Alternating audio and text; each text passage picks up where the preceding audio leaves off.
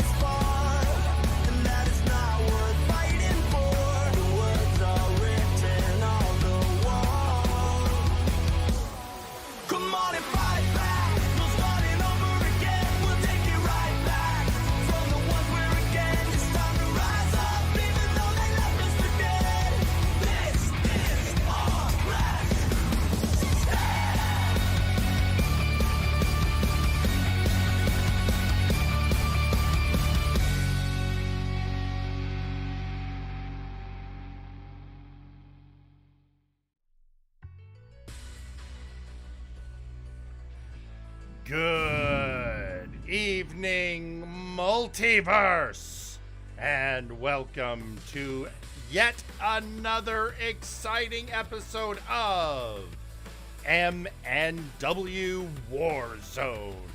I'm your host, Warzone General Manager Jerry Aldini, and it is time to return after Future Shock.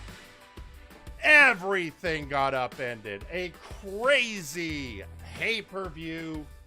And apparently we're in the fourth age of MNW now. With the shocking return of Zeta taking out the All-Father. And we have ramifications, we have upends. Tonight, in your main event, however, we also have unfinished business. When Kane takes on CJR Killer in an ambulance match. Also, later tonight, you will learn exactly what Osman Killick won in the best of 7 series against Tiki the Troll.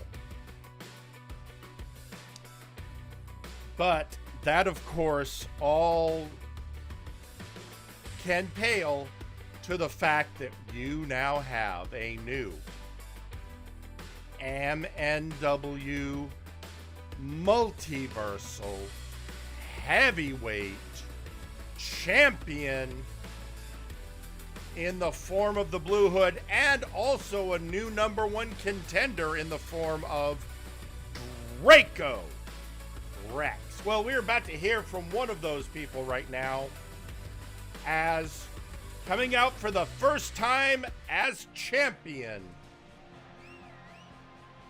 the Blue Hood. Defeating El Albatros at Future Shock to claim, at long last, the Multiversal Heavyweight Championship.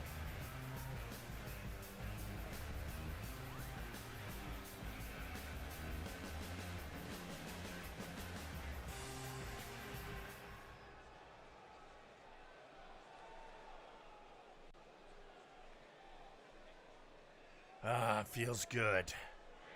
At long last. I may be one of the last of the old school MNW members, one of the longest lasting, and finally, I hold the Multiversal Heavyweight Championship.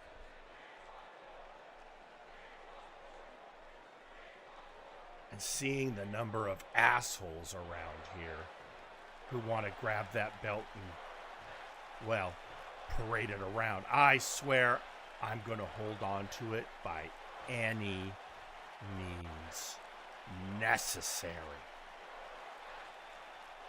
So, long live the reign of the Blue Hood, I guess. And now, that means I'm in a great position to deal with the scum of MNW, as I now have the perfect bait to draw them out and make them pay for their crimes. Looks like before he's going to be making anyone pay for their crimes, the number one contender is coming out to have words with him. The Dragon Warrior Draco Rex of Total Party Kill, TPK.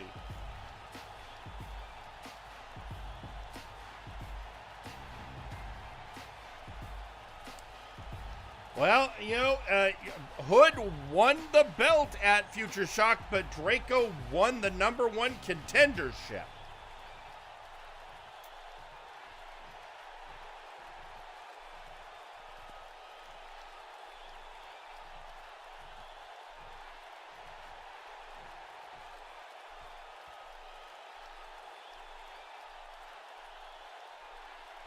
Before you get ahead of yourself, Hood, I think you should know I have a promise for you. I am going to be your first and final challenger, because rest assured, I'll be taking that belt. You know, you're not the first person to ever come out for their first ever title challenge and think, oh yeah, you're winning it. I've been there myself. Kid, you did a great job at Future Shock, but you're still a rookie. Rookie I may be, but I come from a long lineage of greatness. And I know I have what it takes to be victorious.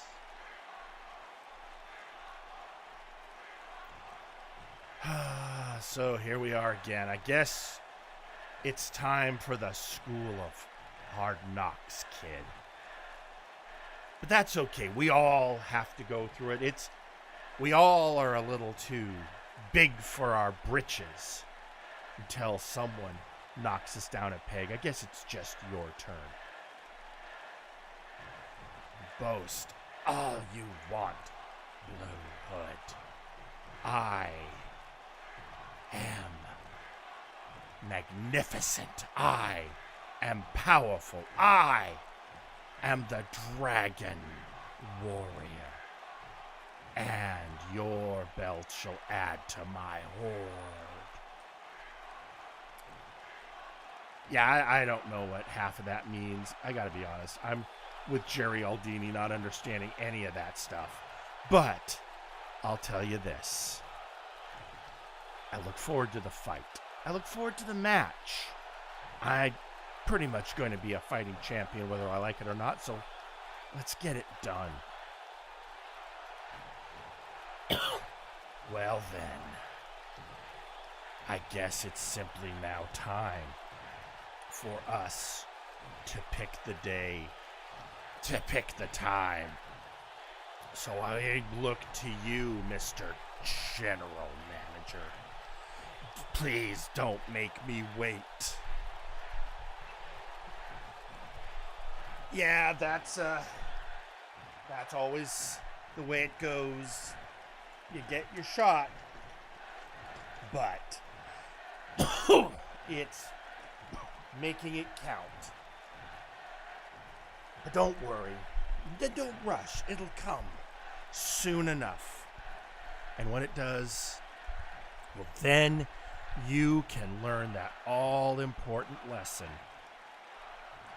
that it's great to have a strong start, but you're going to have to be here for the long run if you want to make anything resembling a difference. I suppose those are wise words from the Blue Hood. But as stated, the Dragon Warrior Draco Rex is the #1 contender, won fair and square in that Elimination Chamber match at Future Shock.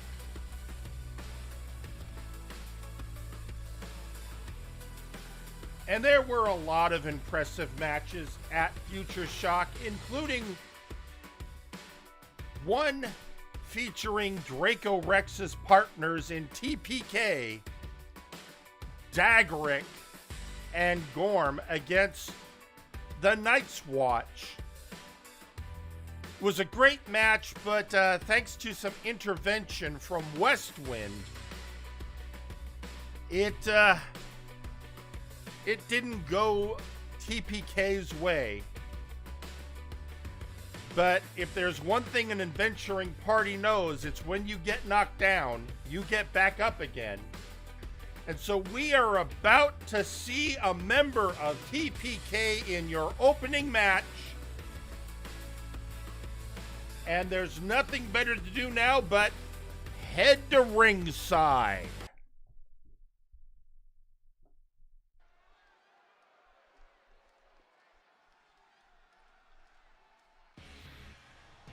Your opening match is scheduled for one fall. Introducing first, the Daggerick.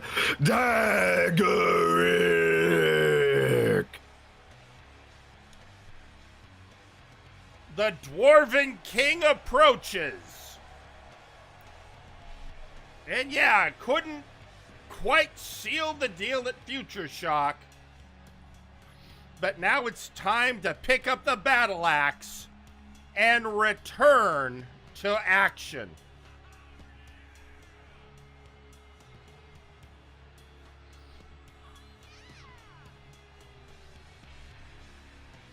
And so, opening match, Daggerick.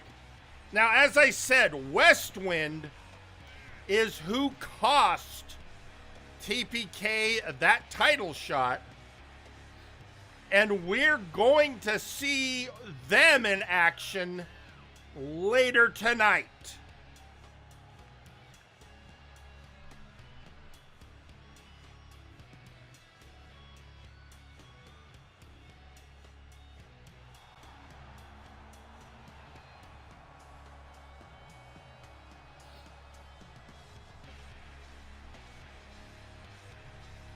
But now, as Daggerick enters the ring, who is he gonna face in your opening match?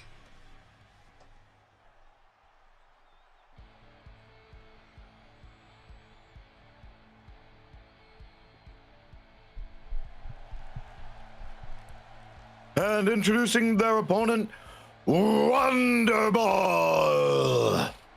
And there is your answer. It's Wonderball. Done tormenting Sergeant Major Payne.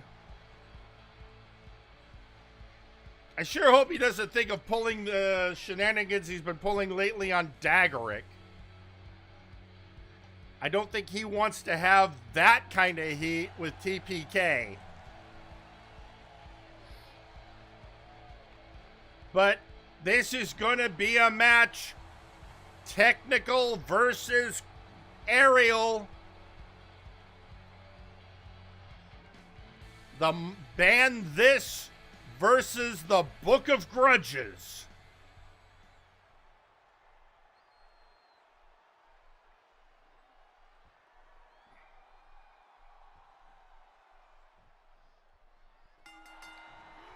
And up speaking of which, here comes the dagger.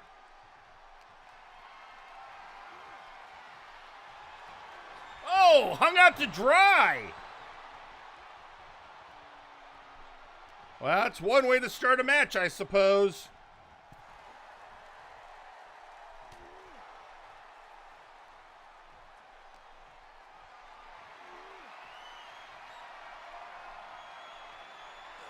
And, oh, snake eyes!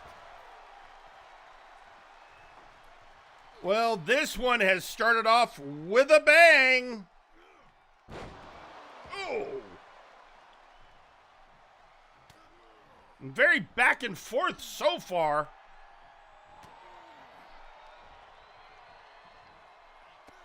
Oh, good counter, Daggerick.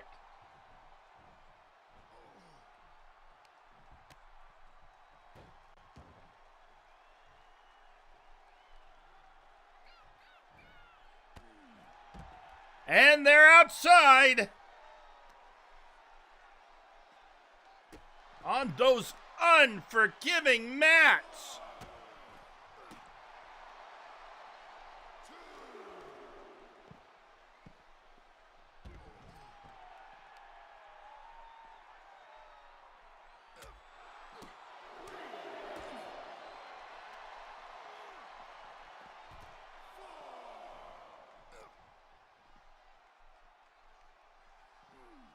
Bringing him down.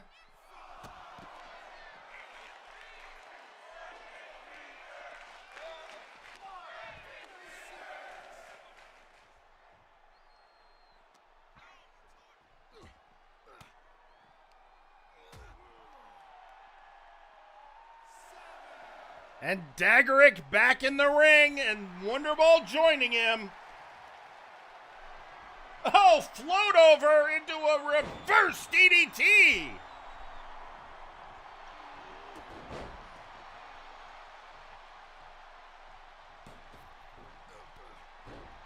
Oh, Wonderball got a bit of a counter, but I think it cost him. And, oh. I think we were about to get the Book of Grudges, but countered.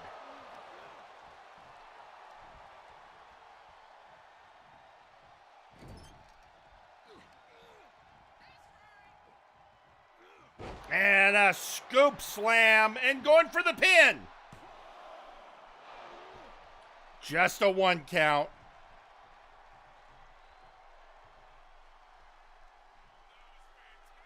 Oh, Wonderball calling for it. Oh, misjudged his angle.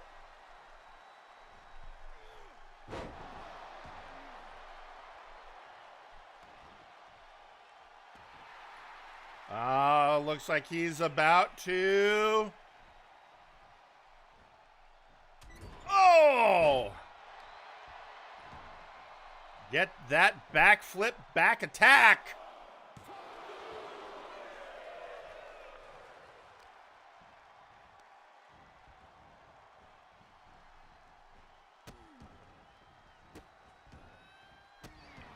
And this is where Wonderball gets a lesson in never piss off a dwarf. It's one of those rules that ranks right up there with never start a land war in Asia.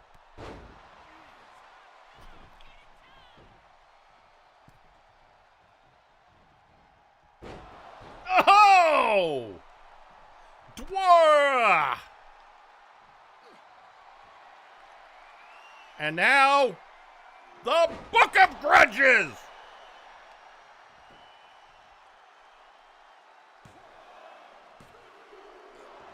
Oh! Kick out at 2.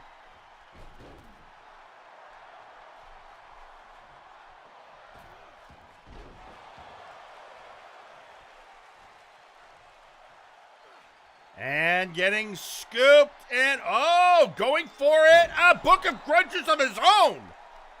Why, you sneaky bastard.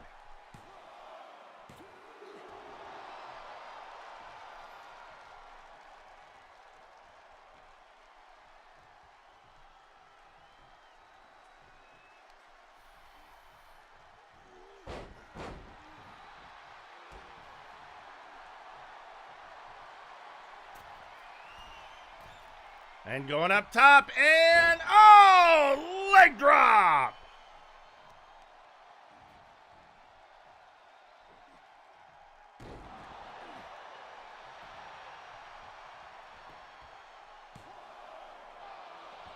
And a kick out at one again.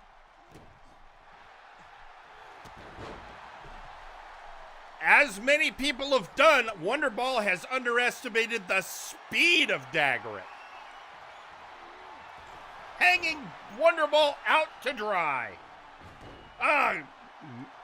Missing the moonsault.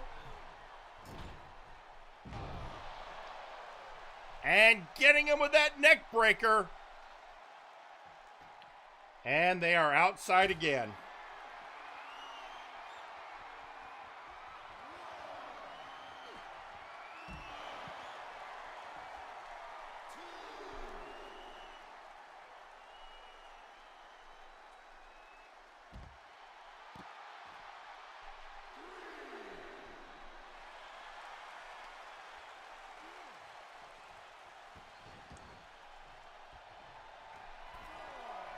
And up he goes. Oh. Dodging out of Wonderball's way. Wonderball with the uppercut.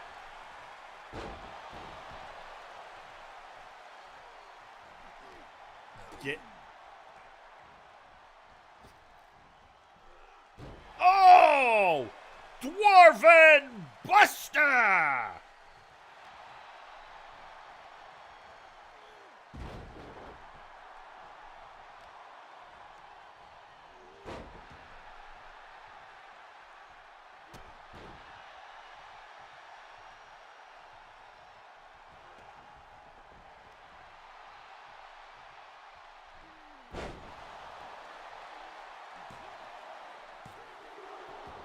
Going for that bridging pin, but to no avail.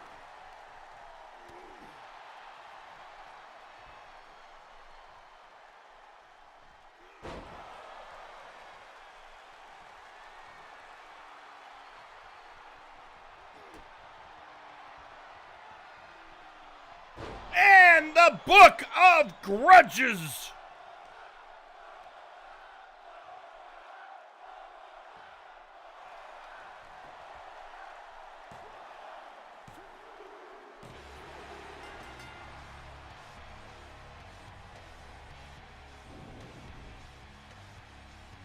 And your winner, Daggerit. Well, getting back up on his feet after Future Shock. Because that's what you do. You come back and you drive again.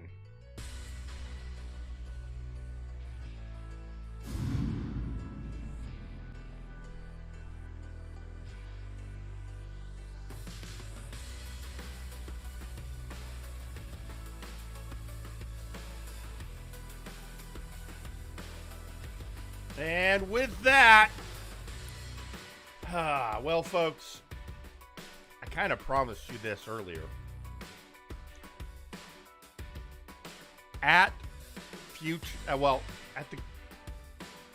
We had the end, the resolution, and the go-home show of the Best of 7 series between Osman Kilik and Tiki the Troll, with the Jin taking the win.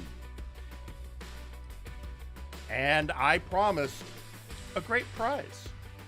And, as everyone knows, I am a man of my word. But Osman has asked to come out and explain the prize himself and how he intends to use it. So, let's welcome to the ring, Osman Kilik.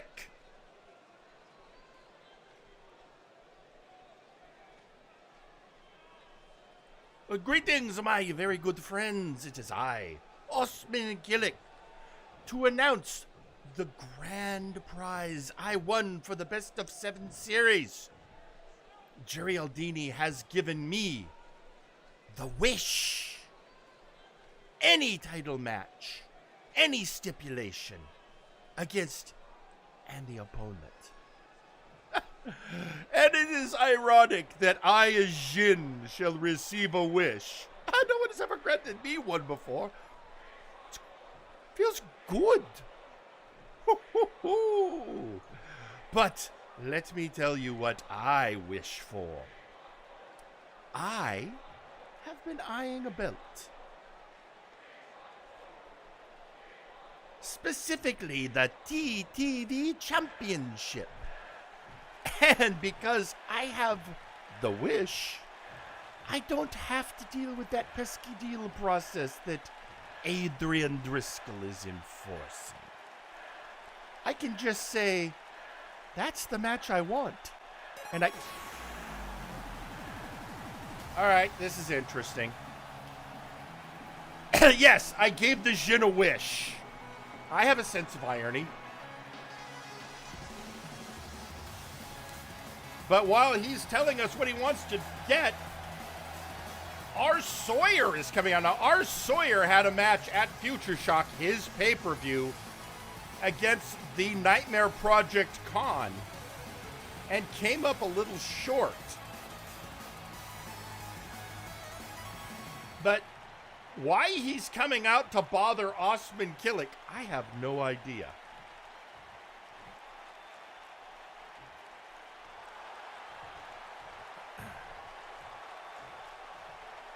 Well, let's hear what he has to say.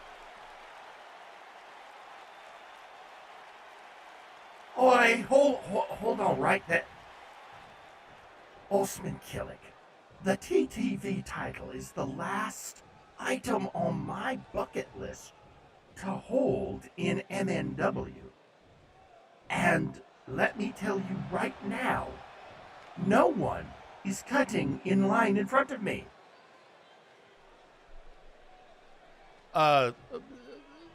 Sawyer, this is not line cutting. I won the wish. You remembered the wish. You know how this works. I get to call for any match I want, and I want the TTV Championship. And by the rules as set out by MNW Brass, that is exactly what I get. You know, I don't care. I don't care. I've been around long enough. You know what? I don't have to care. Why? Because I'm a Sawyer. That's why I don't play by the rules. I make the rules. And I'm telling you right now, wait your turn.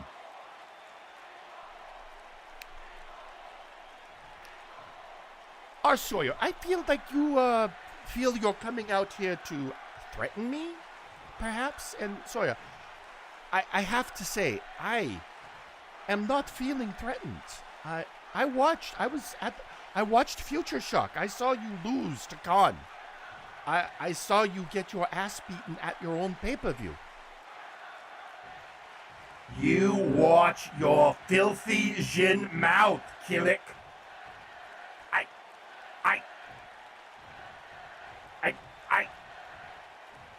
Future Shock is my show. I don't know.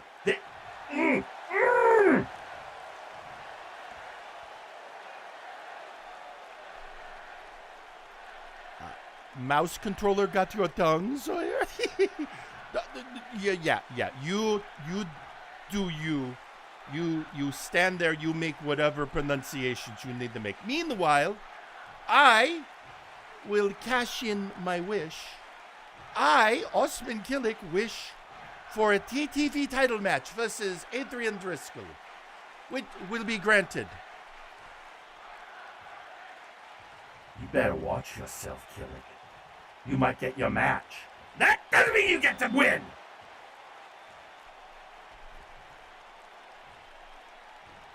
He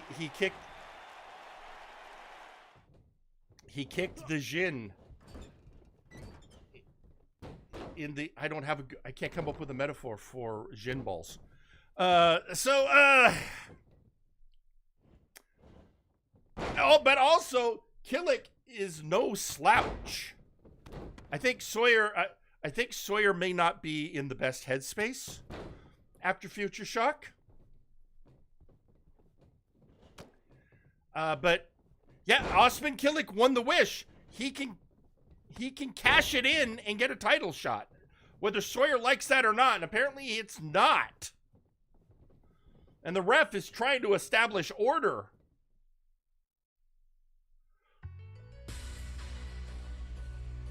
But Killick said it. Killick said the words. I gave him the wish. And per the rules and regulations as set forth in MNW precedent, he has called for his match and he shall receive it. And honestly, I think the person that should be getting pissed off right now, in my mind, would be Adrian Driscoll, because it's flaunting his rule if you have to make a deal. But again, that doesn't matter. A wish is the wish.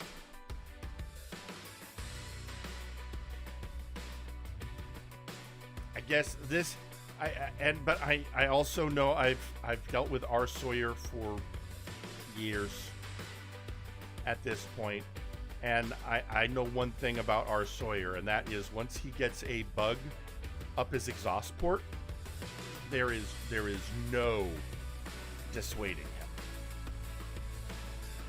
So I guess we'll just have to see how this develops. In the meantime,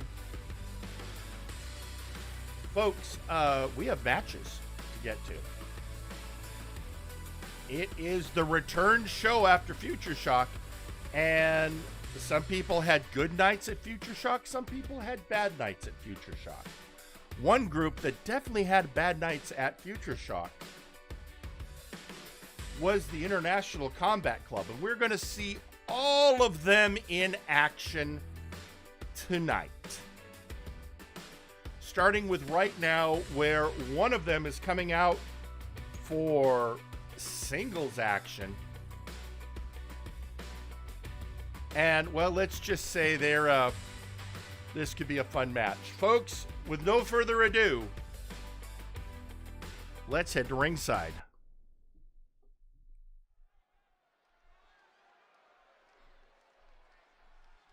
The following match is scheduled for one fall. Introducing first, Seth Justice Jackson. That's right, folks. It's Seth Jackson coming out to face a member of the International Combat Club. And whoever it is from the ICC, I hope they're ready, because remember, you don't sleep on Seth Jackson. He makes seem like a clueless idiot. And make that mistake and he will get you.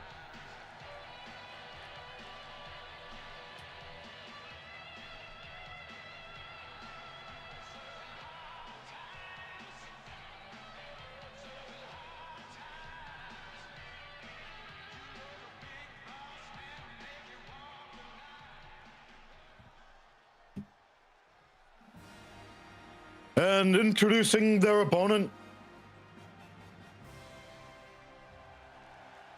Larkin.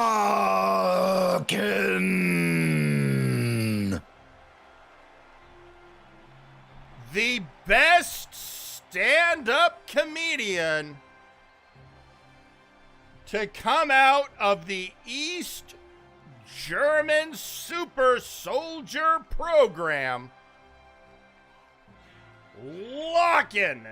The ICC did not have a good night against the Wild Boys at Future Shock, but Larkin's here, and before the show, he told me a joke. He said, "Why don't scientists trust atoms?" Because they make everything up.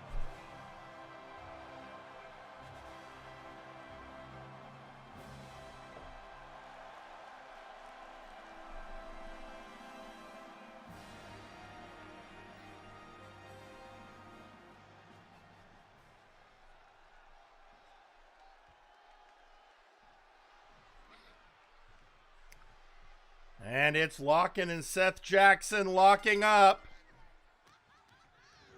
Big men fight. Folks, I believe this would constitute a hoss fight. And Seth is, oh no, Seth's going up top. Oh, he hits! That big elbow right into the sternum of Lock-In.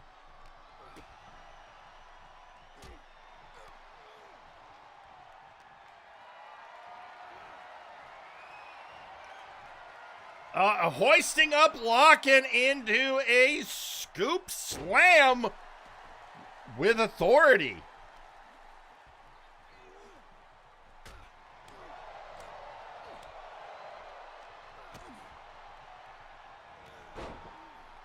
Lock-In getting Seth on the mat. Seth trying to get back up. Oh, wrench in the arm, working the arm. That's interesting for Lock-In, who's more of a slammer.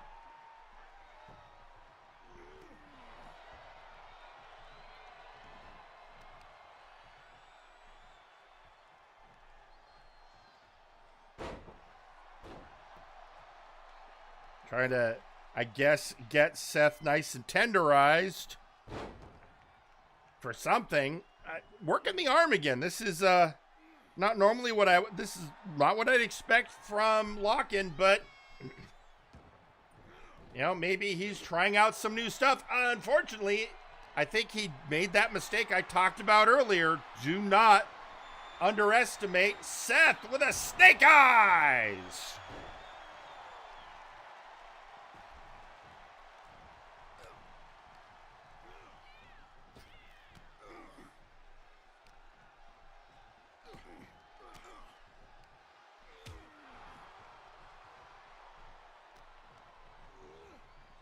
And getting hoisted around.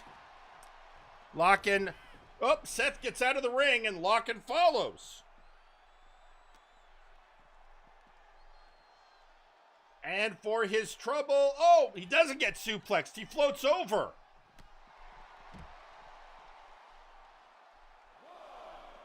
And the ref finally starts the count.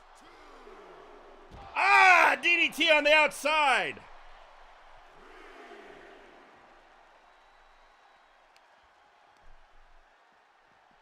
Oh, reversal by Seth. Oh, against that barricade.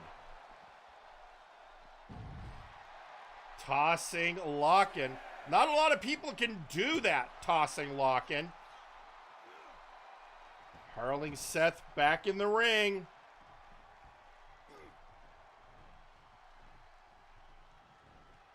And now forcing him down. Ow!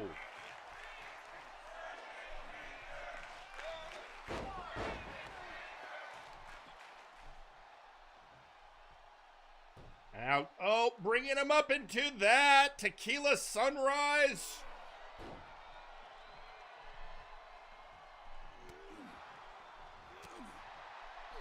And just landing blows on Seth.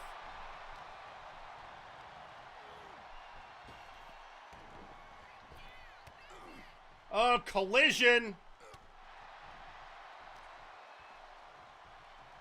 Now he's walking Seth to the corner. Oh, I think he busted Jackson open. Seth didn't like that.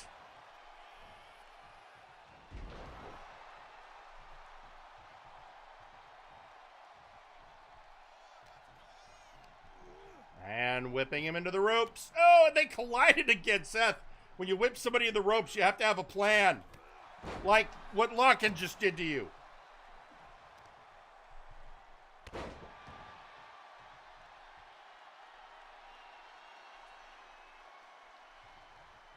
Now Lock-In just waiting for Seth to get back in the ring.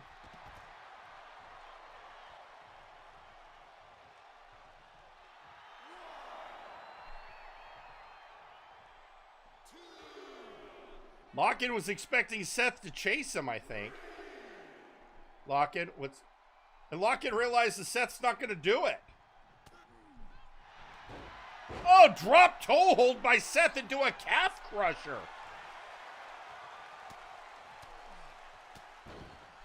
Folks, Seth employed strategy. Remember that. Whip into the ropes.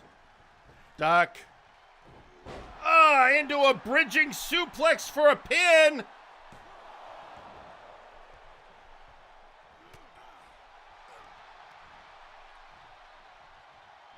And bringing him down, down, down.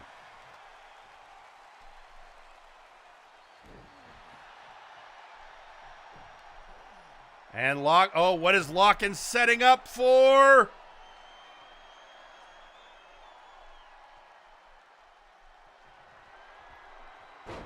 He is setting up for the brick joke.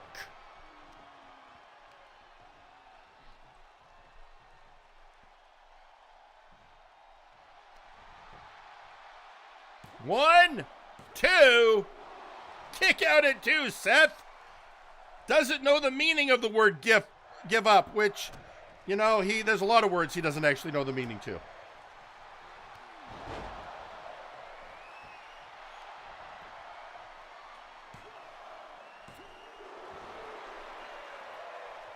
And it's just going back and forth, folks.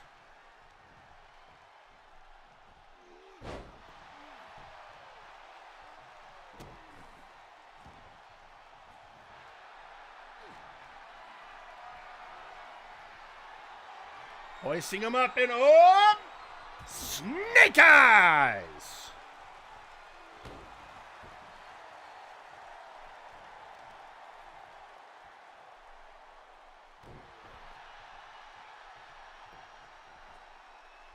And Seth bringing him up. And Seth out of the ring, trying to recover. Lockin chasing him down. Oh! Seth tricked him and suplexed him into the ring apron.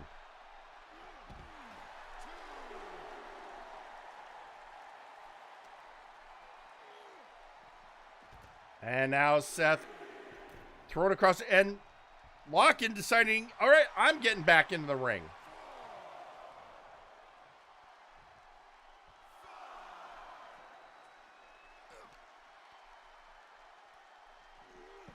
Oh, now suplexed into the steps. Seth is using the environment against Lockin.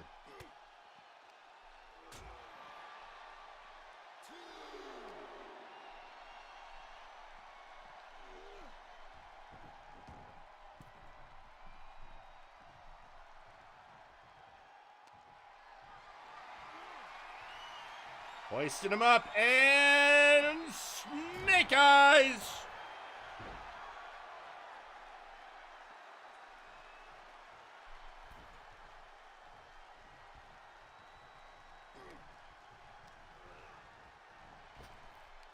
And, oh! Getting him again with a suplex. Lockin getting out of town. Sometimes that's the smart. Oh, now the big men are trading blows.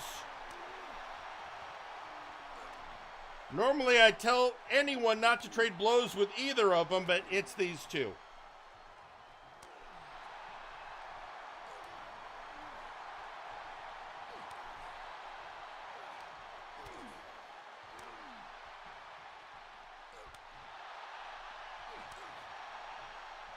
They're just, boy, this could take a while.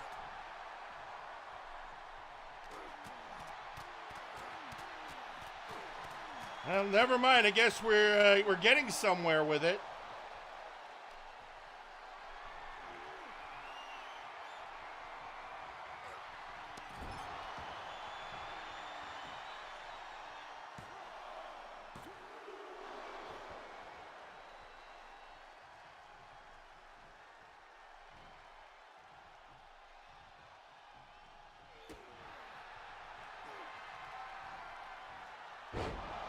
And Seth going for that pin.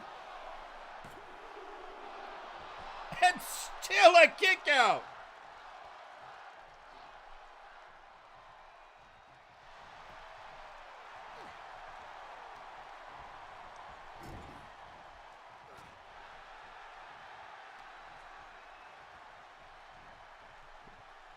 And into the corner goes Lockin.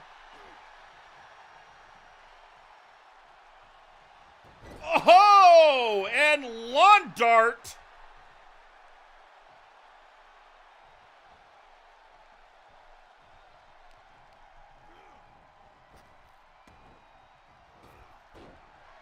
Seth missed his hit. And again.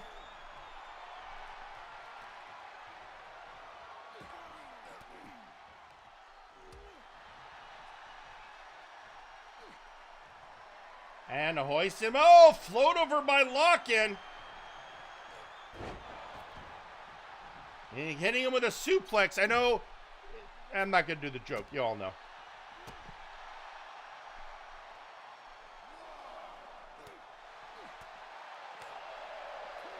And, oh, Lock-In going, I think, for a spear instead. Oh, reversal. They're trying to throw each other into that ring post, and neither wants to go.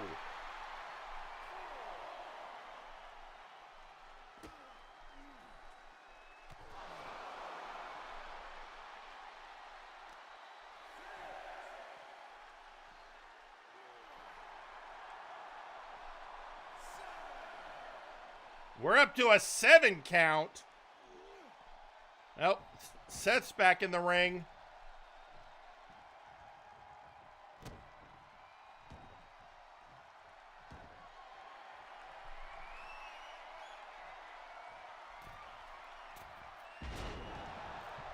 And oh, that could be it. Going for the cover. 1, 2. No!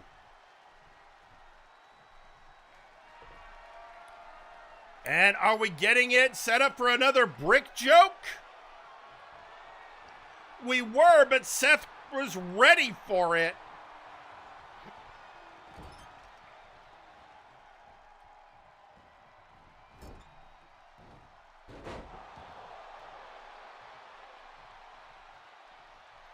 And Lock-In get out of the ring again.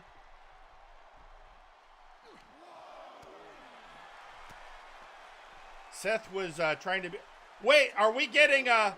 Yep, we're getting a... That's the joke on the outside.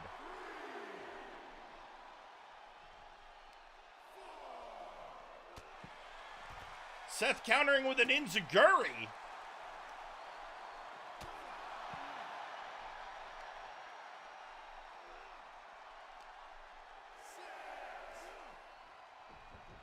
And back in the ring again.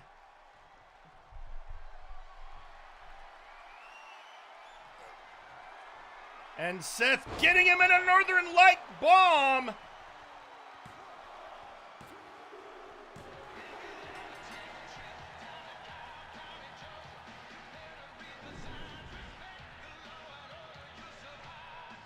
And your winner, Seth Jackson. Well, Seth looks like he's been through a war. But it's a war he won.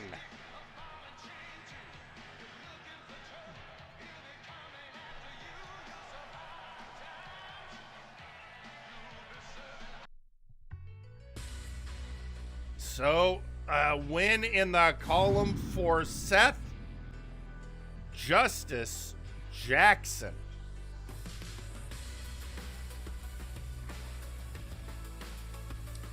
And while all that was going on, there was an interesting post that went out on social media from Khan saying, I think what's frying Sawyer's CPU more than anything right now is despite all his talk of plotting around my plots, he's still got his straight up fair match and yet still lost. There's so many things there, Khan. And that certainly, I believe, could be part of it. Absolutely. I also think it's just losing a match at Future Shock. I don't know that he's ever done that.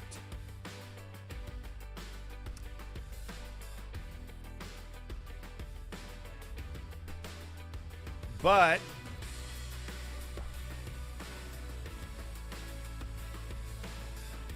with that, folks, we are getting ready for our next matchup. And while we are doing that,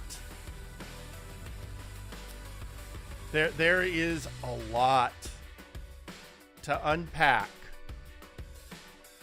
from Future Shock. But sometimes losing isn't the worst thing in the world. And I say that as one of the big matches at Future Shock was supposed to be your main event. Was the Elimination Chamber match to determine the number one contender. And as we know, it is Draco Rex who won that match. But sometimes losing has its own benefits. As you are about to learn, as we hear from one of the people that did not win in that match, the living nightmare, Necrom.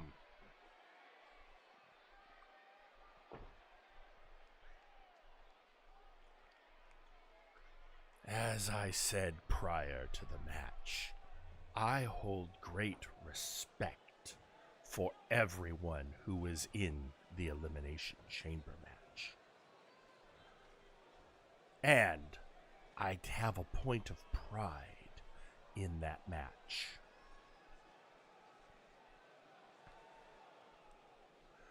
All recognized me as the greatest threat in the ring, and united to bring about my elimination, to which I must say, well done.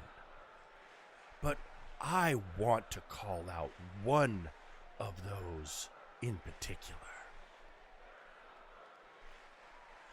I must give credit to Leon Arcaster, who was the one to actually eliminate me. And not only that, his performance was excellent. Leon almost went the whole distance in that match, which intrigues me.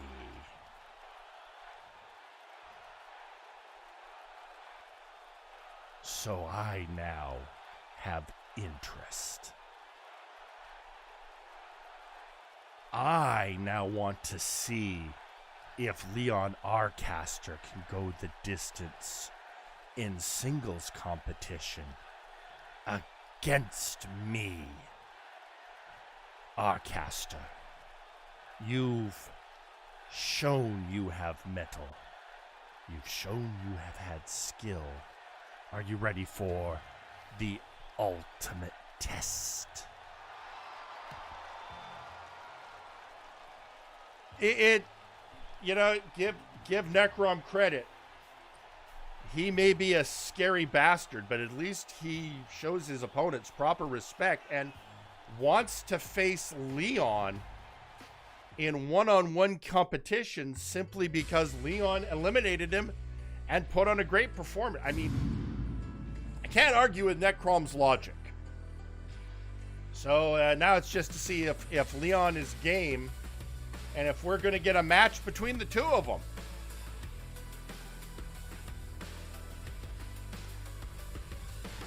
So there is a lot to see what will happen there. But for now, it's time to get back into action. And this action includes somebody else who was in that elimination chamber. And like Leon and Necrom, did not score the win. And also, I'm not saying I'm trying to keep him busy so he doesn't get involved in our main event.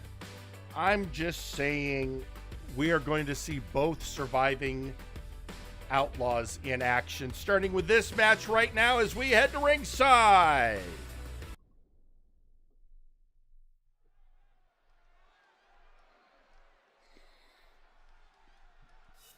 The following match is scheduled for one fall Introducing first, it's Devin. Well, first off, as always, here's Devin. Devin has honestly been having a great time lately. I mean, Devin, never say die, always strive, wanting those opportunities, willing to earn them. Recently actually earned himself a multiversal heavyweight title shot. But this is a man that will not rest until he holds gold. And so, as he's been doing great lately, he's wanting to see if he can keep his streak going.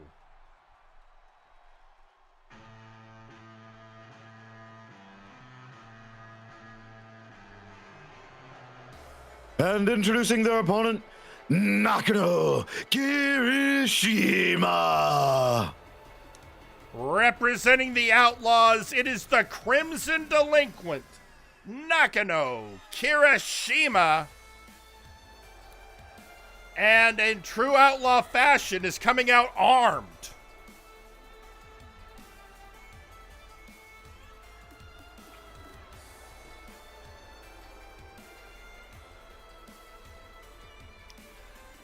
He had vowed to go the distance at the Elimination Chamber match, earn a title shot, and strive to get his mentor, Theron Markov, reinstated. Well, he didn't go the distance.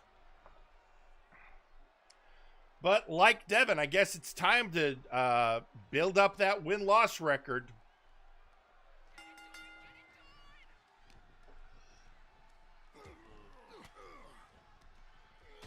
And first warning to Nakano, do not sleep on Devin.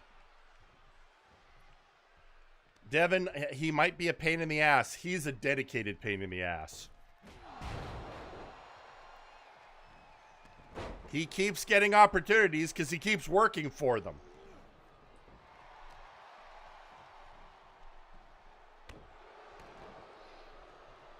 And so now the question is, can he bring down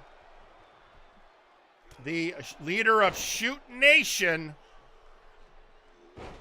or will Devin bring down, I think, the leader of the Outlaws? I'm not sure how the hierarchy works now that Theron's gone.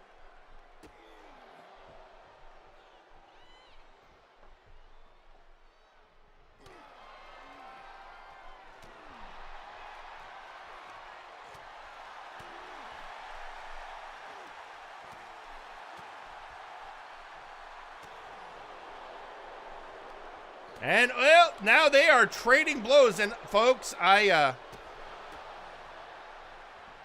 do not recommend trading blows with a member of the Outlaws. But, on the other hand, sometimes you just, you don't count out either of these men, if I'm being 100% honest.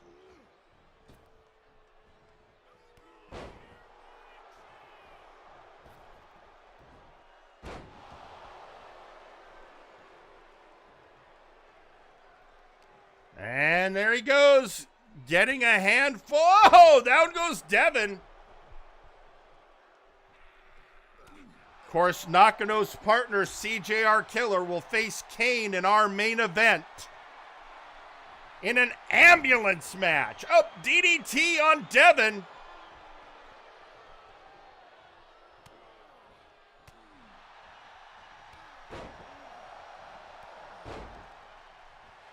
As I said, Devin is one tough customer.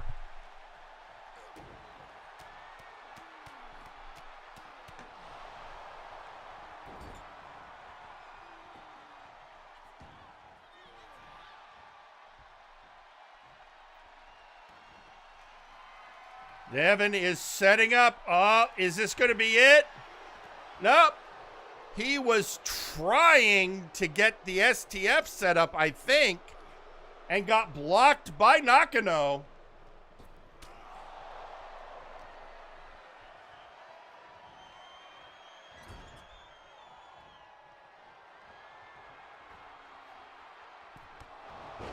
And now, down he goes.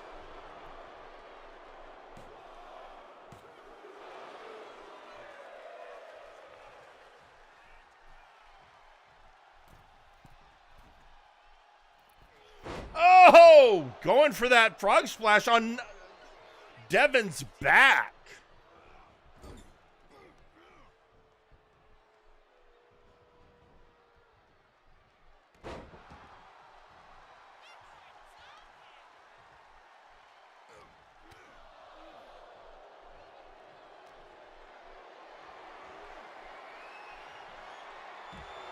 And dumping Devin on the outside.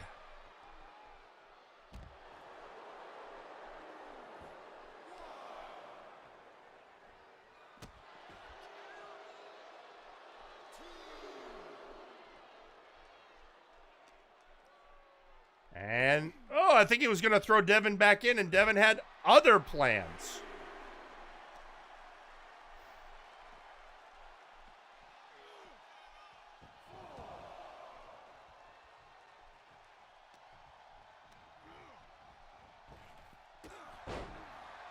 And going for the pin. 1, 2, kick out by Nakano.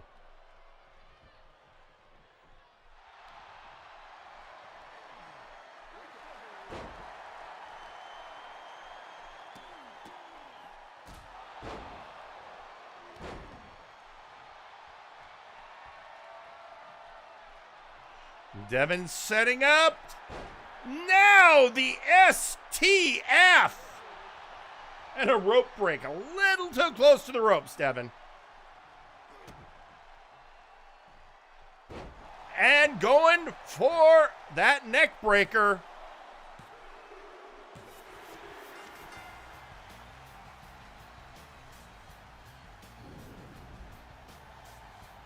And your winner, Devin.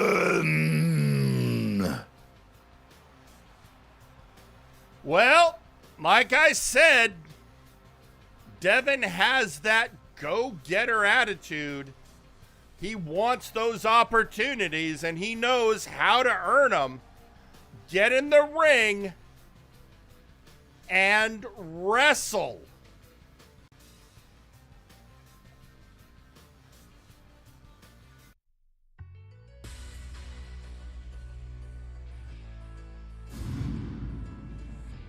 And so, Devin, with the win, Nakano Kirishima got a little bit more work to do.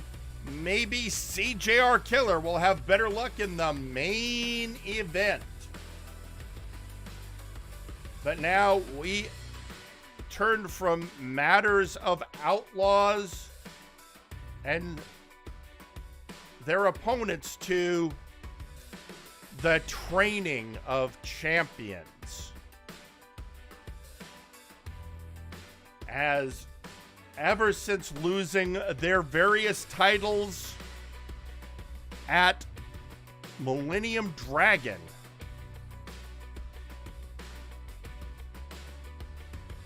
or was it? Anyway, since losing their titles, Shoot Nation have decided it's time to go back in training again. And for their new trainer, they picked Sasquatch Wing.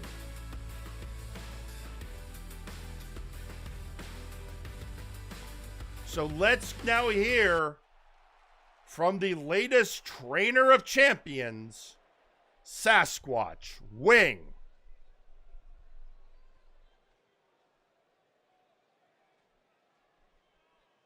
Important announcement, Multiverse. This one done teaching absolute units. Have taught all that can be taught. They are now on their own. It is time for them to fly.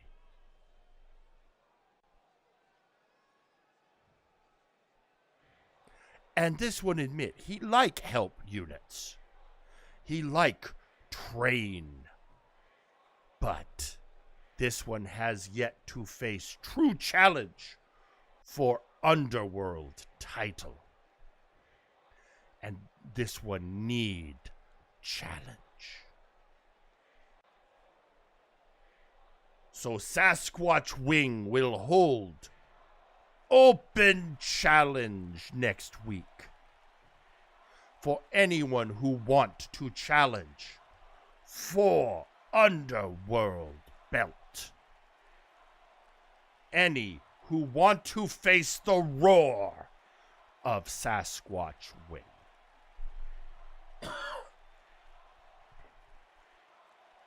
Who brave enough? Who stout of heart? Who come forth to face this one in combat?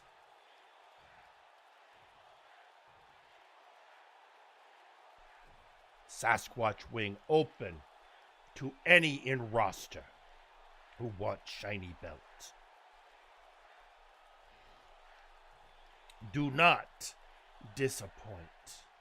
Sasquatch Wing would like impressive challenge, but unlike others in past, will not turn up nose to any brave enough to enter ring and face the roar. Next week. Well, there you have it. Sasquatch Wing is right. He has actually not done much in the way of defending that Underworld Championship. And so now is the time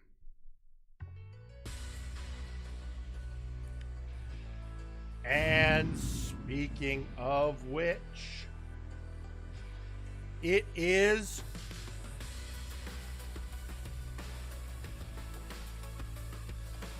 time for the former partner of Sasquatch Wing to come out for some action. That's right, folks. You all know that he used to be part of the All Odds with Raphael Sampson. Until, of course, the inevitable betrayal.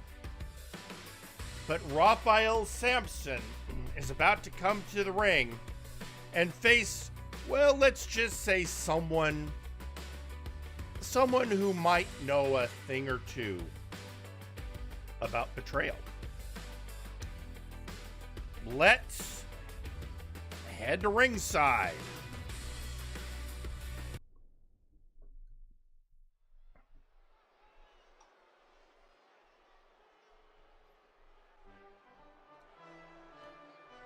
The following match is scheduled for one fall.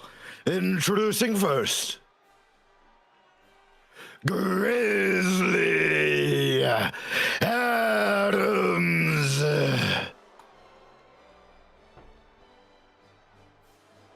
Man, Grizzly Adams knows a lot about betrayal. He's been betrayed. He has betrayed. Currently, he is in a team with Croc4 and Registered Anon, known as the Wild Boys.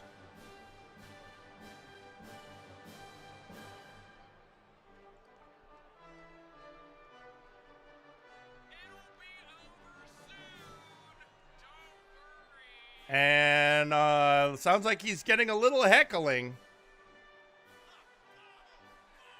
which I think is always brave, heckling the incarnation of war. That's my opinion. Grizzly Adams, of course, at Future Shock, led the Wild Boys into a victorious confrontation against the International Combat Club. Can he keep that win streak alive tonight versus the Warlord?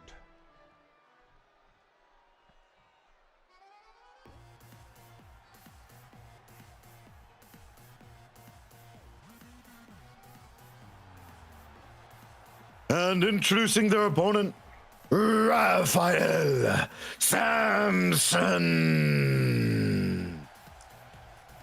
He is the Warlord of the Multiverse. Raphael Sampson. Still looking to make his mark as a solo competitor. Maybe tonight is the night he can start down that path.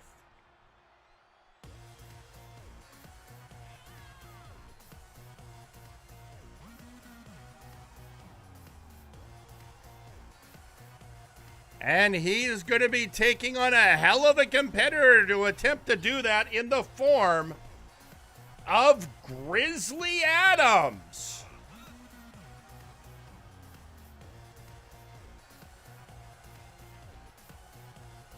Which, as always, leads the question, are you ready for a hoss fight?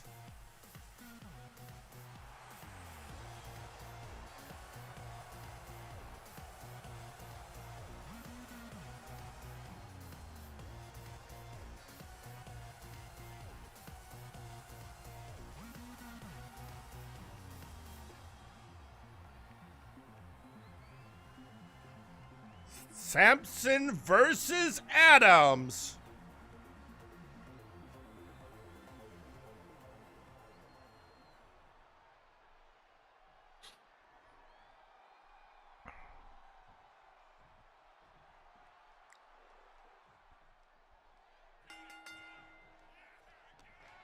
And they're off, and immediately Raphael hoisting up Adams.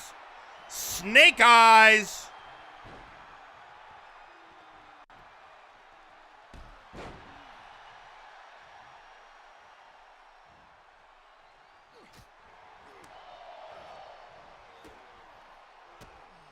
Adams giving it back.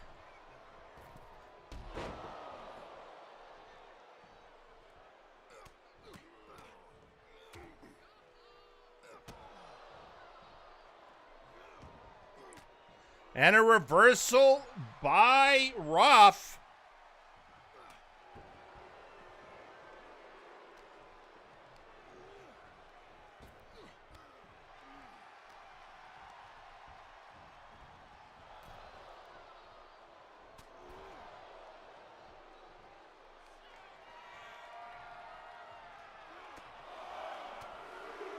And beating the drums of war.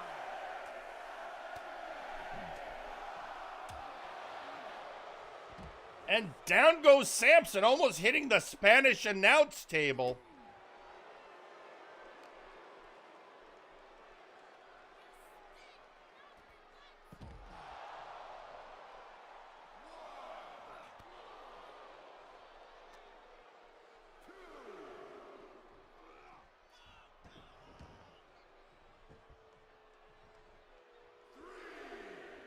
And now they are back. Oh!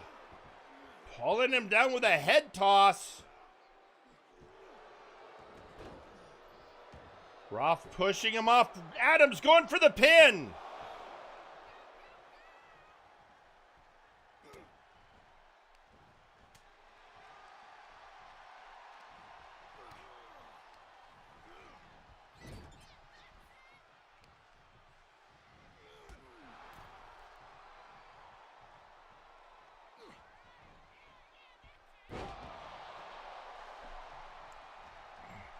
Going now, Ruff. 1, 2.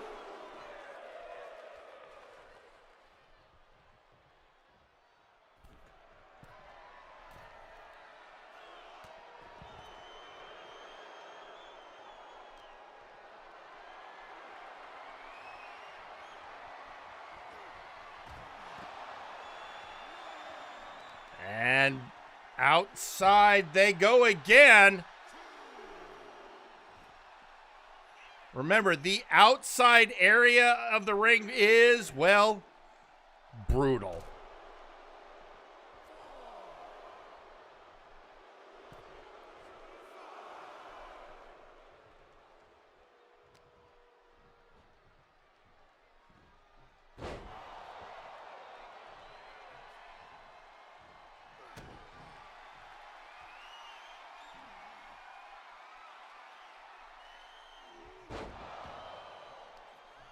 And Raphael dragging Adams, trying to get into a more favorable pinning position.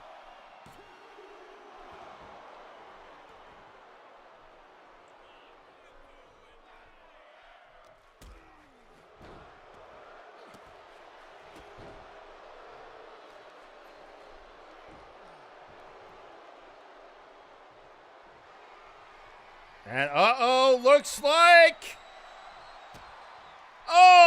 was going for the Grizz knee and blocked.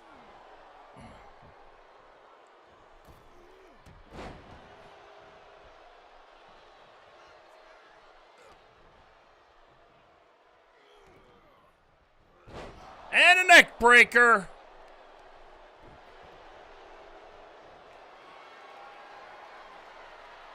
And I think he's setting up for it again. The Grizz knee and...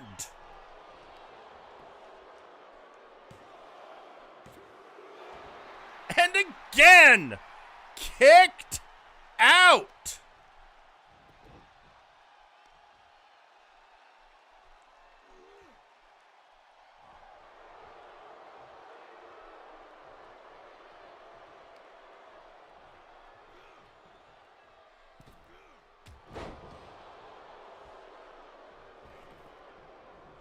And, Grizz going over the ropes, but Raphael was already getting out of the way.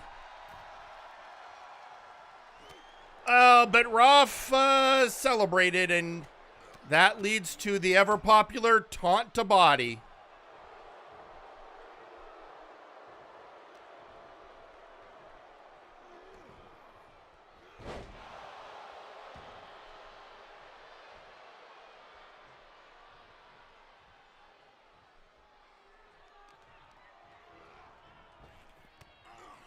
And a collision of titans.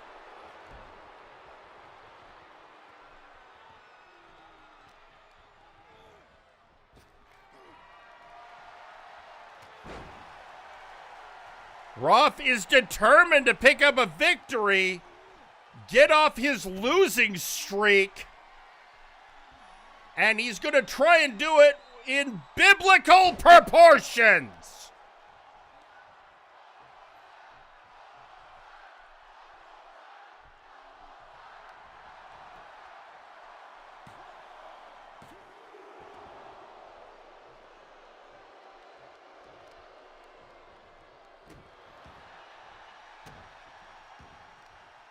Roth is determined.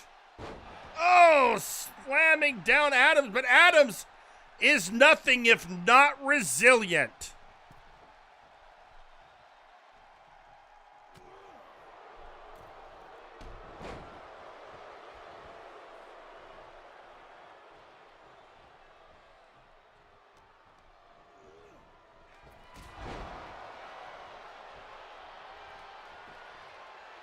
One, two, and a kick out at two by Roth.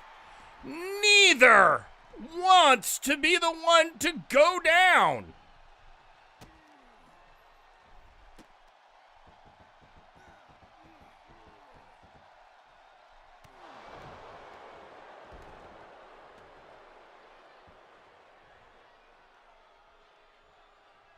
And what is... going for a drop, but the angle was awkward.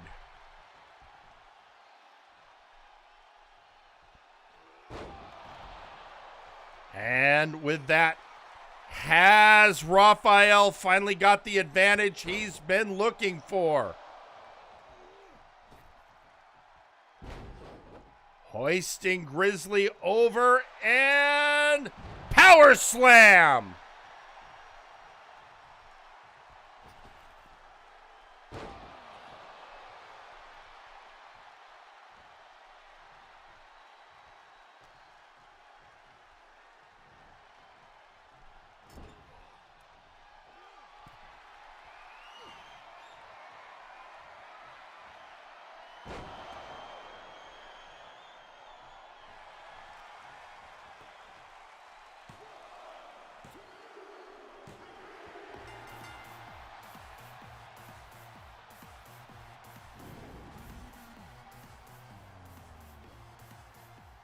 and your winner, Raphael Samson.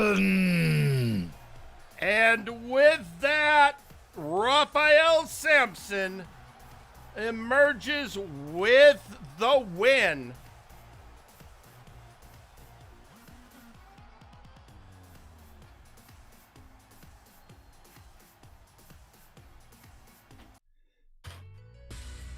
And maybe, just maybe, this will be that moment he has been looking for. The moment that is going to let him get back on top.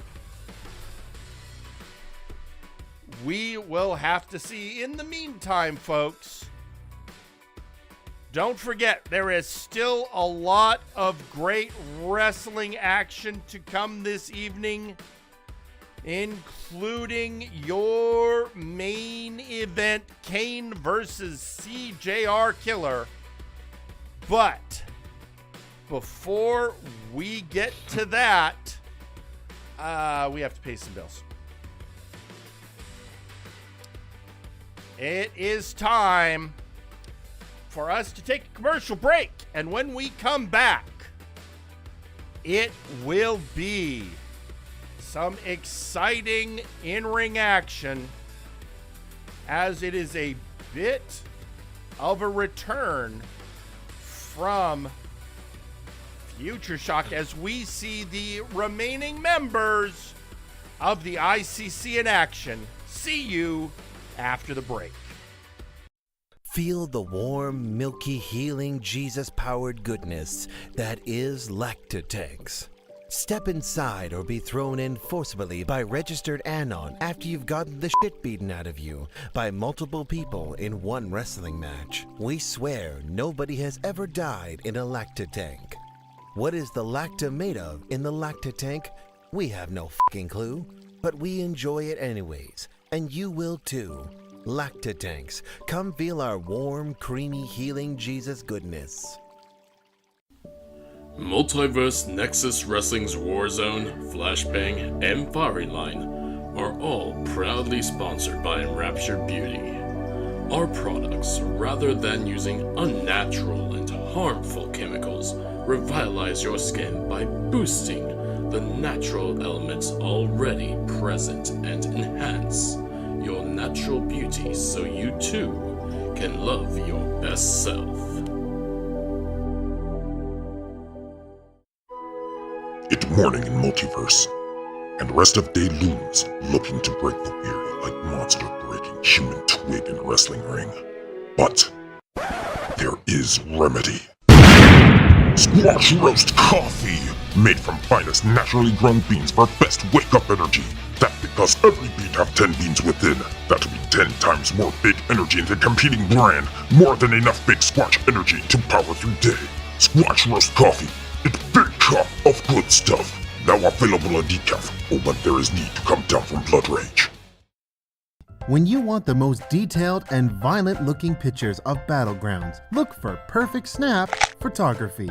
We do bar fights, wars, underground wrestling, and weddings. My wedding dress, you fat harlot! Remember, Perfect Snap Photography. It'll be bloody perfect in a snap. You too can now wage war against the flabby wrestlers of MNW with your own exclusive Zacko action figure. It comes with trios tag belt accessories and nut-kicking action. Pull the cord to hear Zacko's famous quotes. Get that microphone away from me before I shot up your... The Zacko Duo action figure, sold separately. Whether you're working at home or giving your opponent work, we here at Lowe's are there for you. We're here with our sturdy tables and ladders that cease to exist if broken in half. We're here with rings that can stand up to even the most grueling of hoss fights. And when a locker room door is inevitably smashed by an angry lion woman, or a fiery undead leaves burn marks all over your paint, Lowe's will be there with a little elbow grease, a substandard 2x4, and a 6-figure bill. Don't believe me?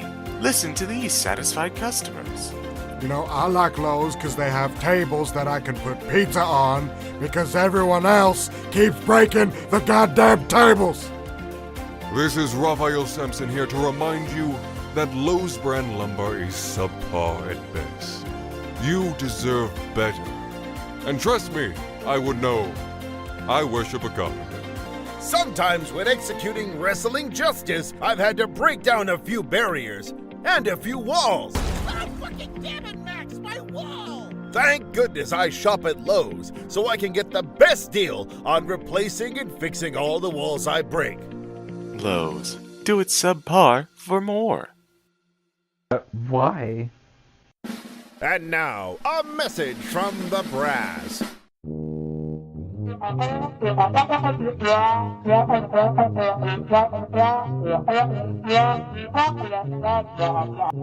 This has been a message from the brass.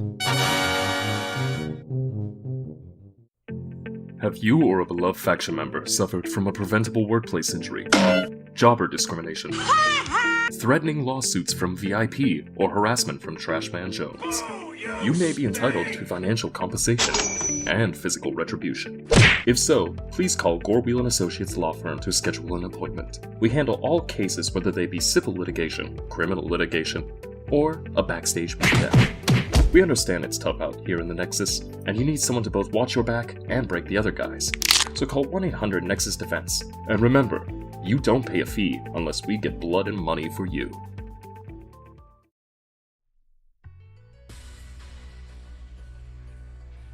And we're back. And folks, as promised, we have an exciting match, a return from Future Shock for a team that could look for a little payback against somebody, well, against two people who also could look a little payback. In a lot of ways, it's kind of a get off the schneid match, as none of these combatants won at Future Shock. Hey, hang on, Phyllis, no, we're getting ready for the match. Phyllis, please tell me. What? Them. What? That feels like, that just feels like, you know, somebody being a poor loser. But, okay, are the cameras ready? Folks, we're having a situation developing backstage. Phyllis is telling me they're getting the cameras ready. So, all right, let's head to the backstage area, because apparently Sir Unkley Dunk is being attacked by Ozir Turan. Unkley wasn't even scheduled to wrestle tonight. He was doing his janitorial duties in the back.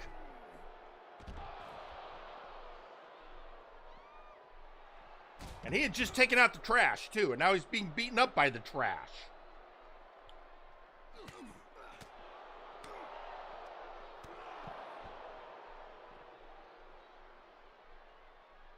And it's, of course, Ozir Turan lost in, shall we say, a humiliating fashion at Future Shock. So I guess he's got some hard feelings.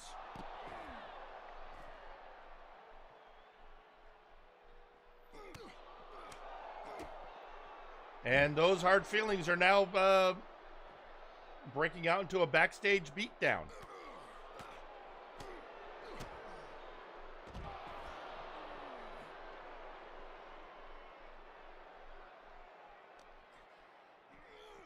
And Uncle back, there is nothing soft backstage at all.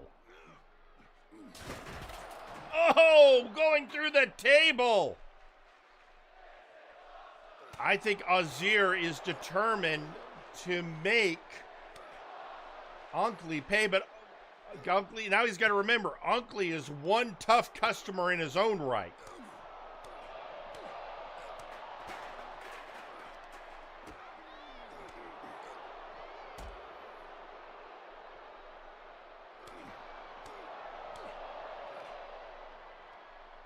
Case in point, getting that suplex.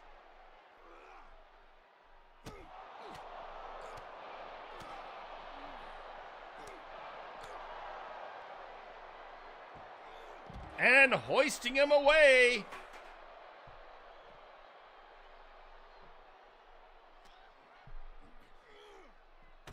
And oh, hurling him against that crate.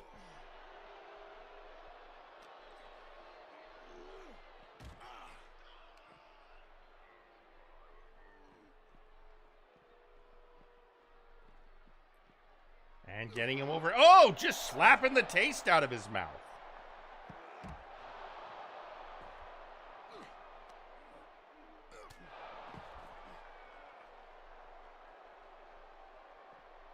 Well, again, attack Unkley at your peril.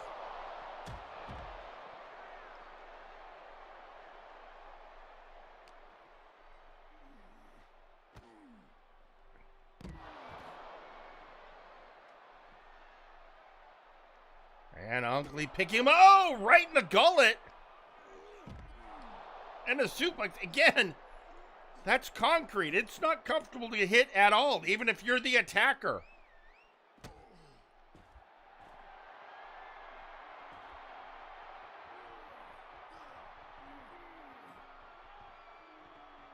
And now going for the money clip. Oh!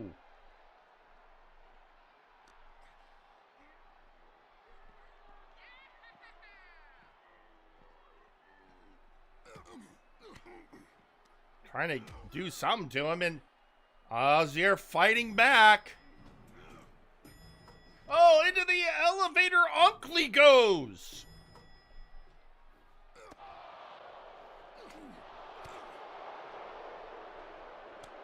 And now they're in a, this is not a good place to be.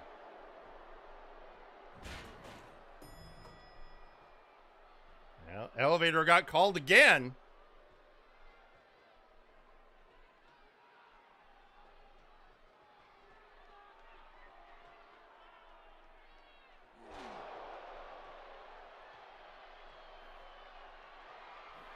Oh no, what is Ozzier planning? This does not look good for Sir Unkley Dunk. Oh, into the trials of Osiris.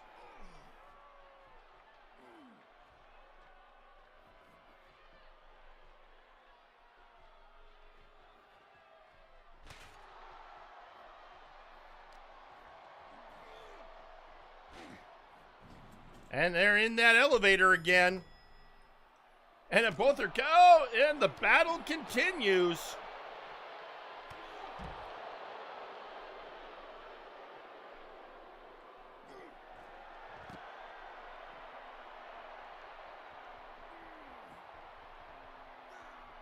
And Unkley with that money clip one more time.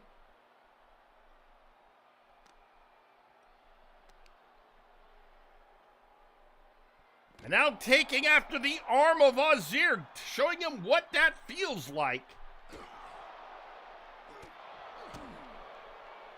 Oh, DDT on the concrete.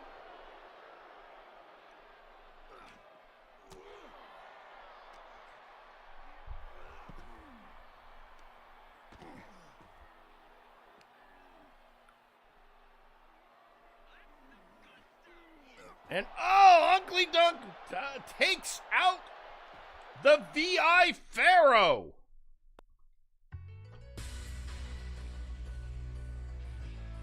I suppose one could argue, let that be a lesson for Unkley, or for Ozzier, courtesy of Unkley.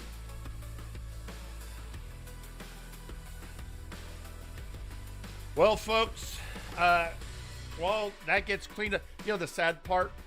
Unkley's probably going to have to clean up after that mess.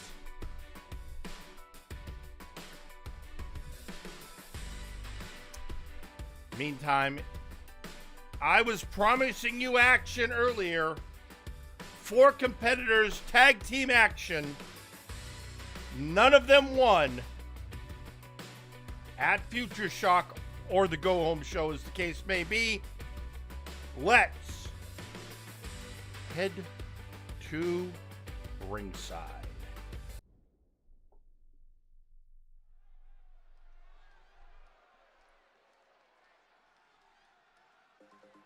The following is a tag team match scheduled for one fall.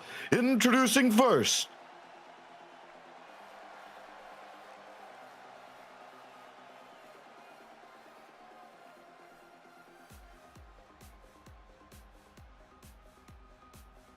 it's Soul Train. There you have it, Tiki the Troll and the Punk Master Ghost. Tiki came up short in that best of 7 series against Osman Killick, and Punk Master Ghost was in the Elimination Chamber match. Neither was a winner, but both put on impressive shows.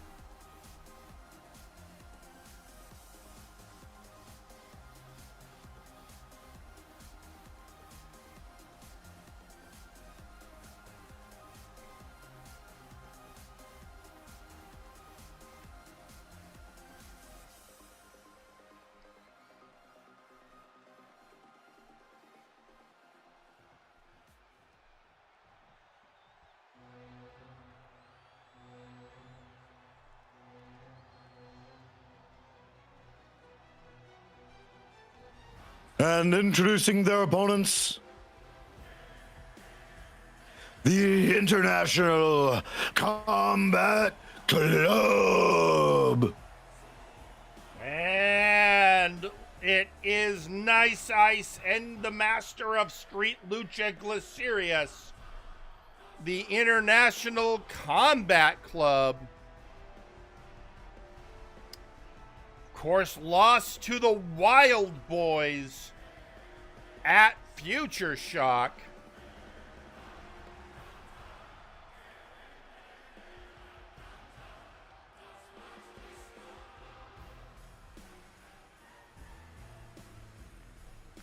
And now looking for a shot at redemption against the Soul Train.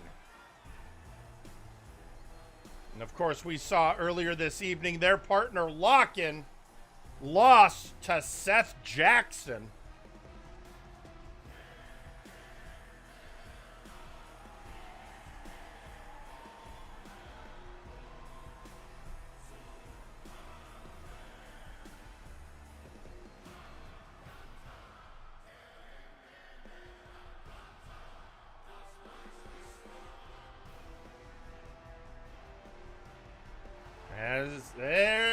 As they get ready for this matchup,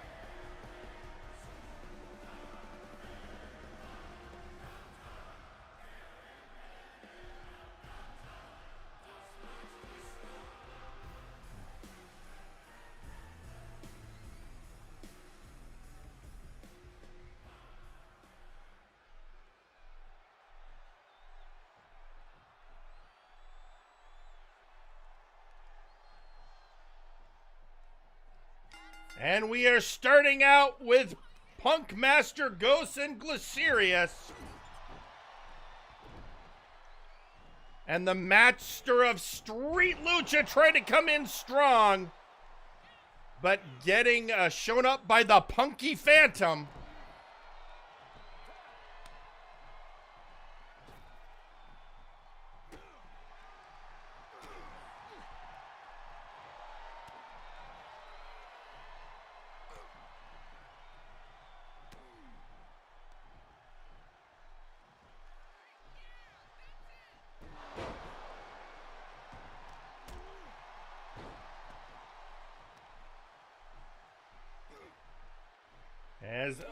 Right in the gullet.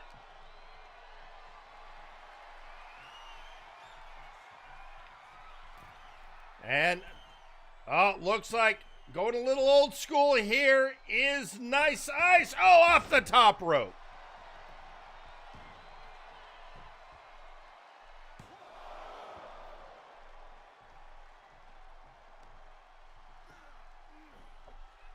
Working the arm of the Ghost.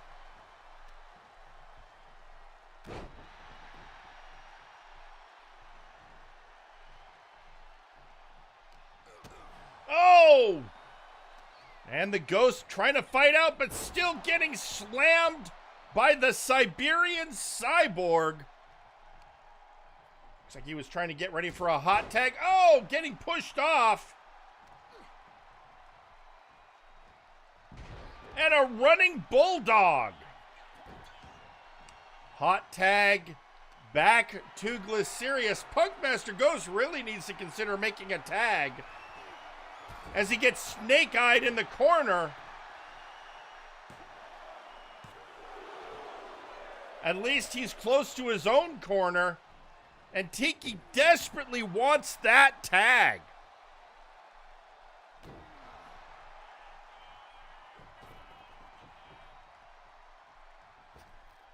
And outside they both go.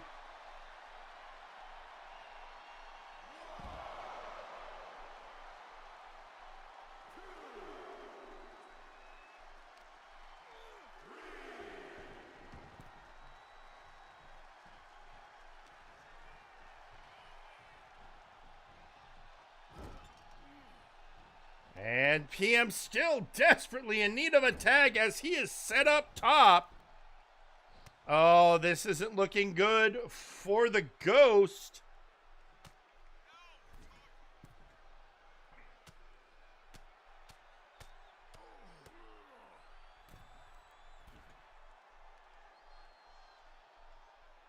Oh! And with that, Glycerius has hit. But finally, Tiki the Troll in the match.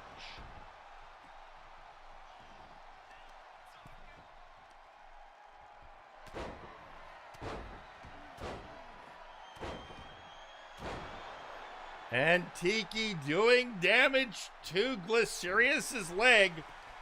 Tiki is a leg submission specialist, but still facing off against the master of Street Lucha.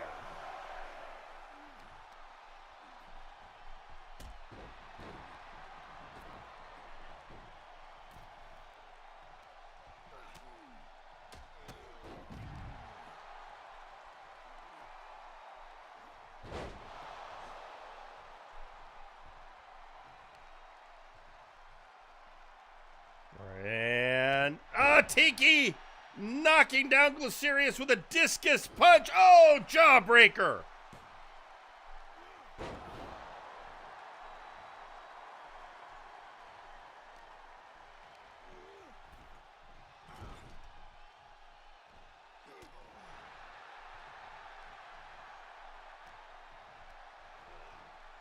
Glycerius going for the ride. Oh, pushing off Tiki and getting him with a Hurricane Rana.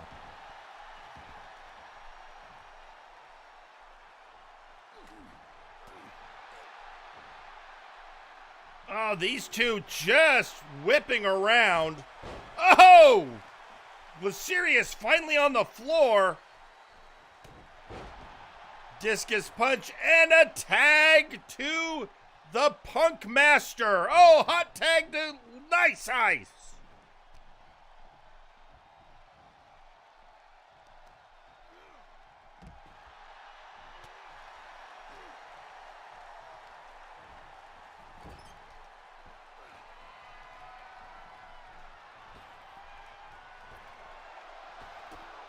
Oh!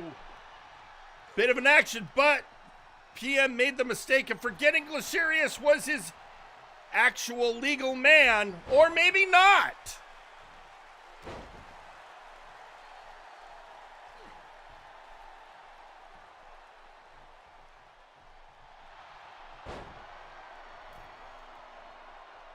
And getting set up in Ghost Rider!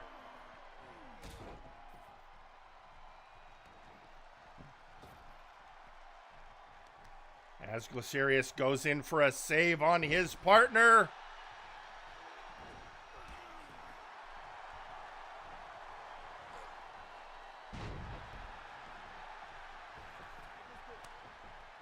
Tag to Tiki as Nice Ice re-enters the ring. And now must pay the troll toll. Oh, with a power bomb.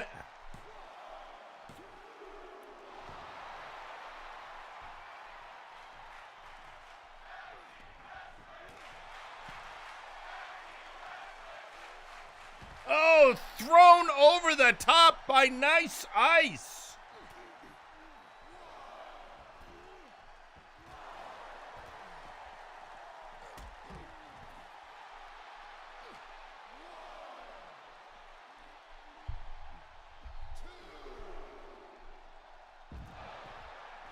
And just a lot of carnage on the outside right now.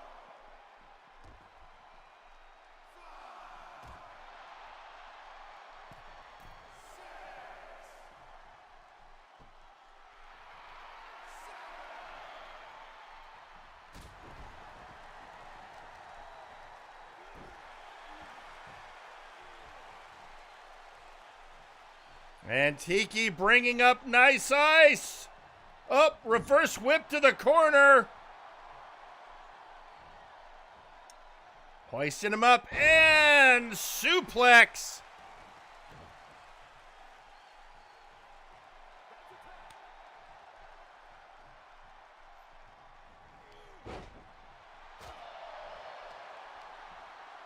Tiki, oh, reversed by Glycerius.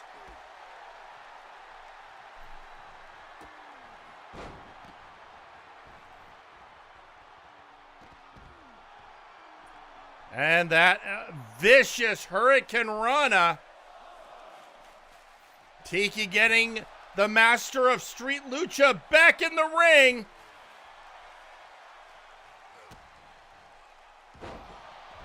And with that face first power bomb, Glycerius is in turbo mode.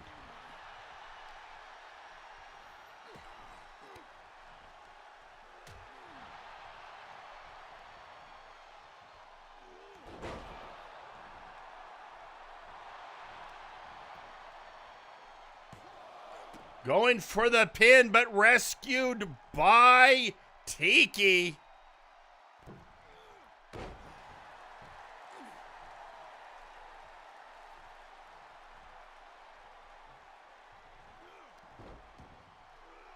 Oh, and I thought he was going to go for another Ghost Rider.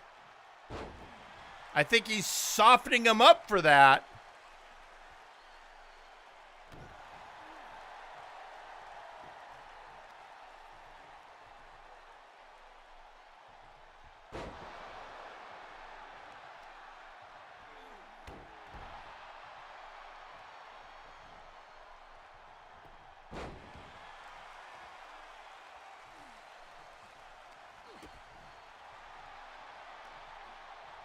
And up. Ah! Glycerius goes down.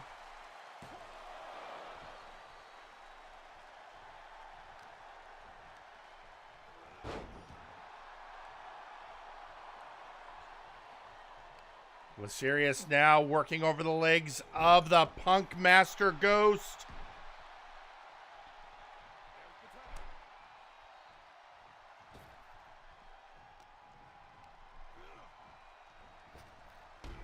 Oh, right with that big boot.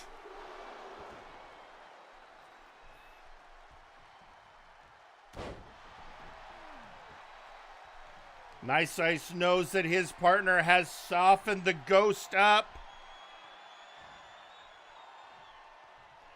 If you listen carefully, you can hear the Phantom fans wailing in despair.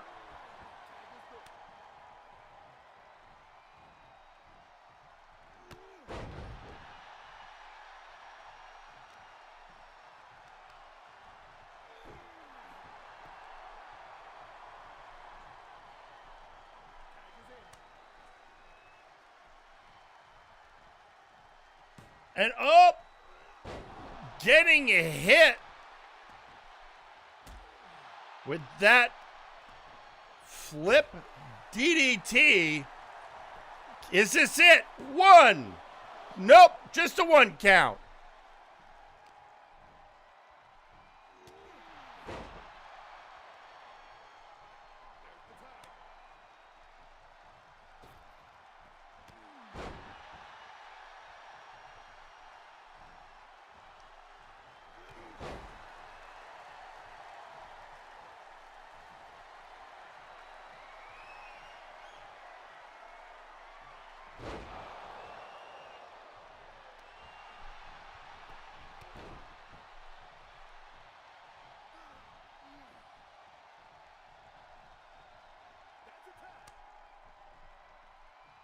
And in comes the master of Street Lucha once more.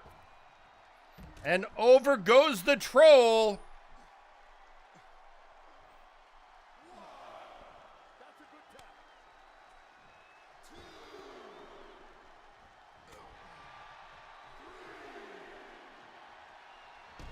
Oh, and finally, Nice Ice knocks off PM Ghost, which is what he was intending. Tiki, the legal man, back in. Trying to get, I believe, the Iron Curtain. But Tiki fights back.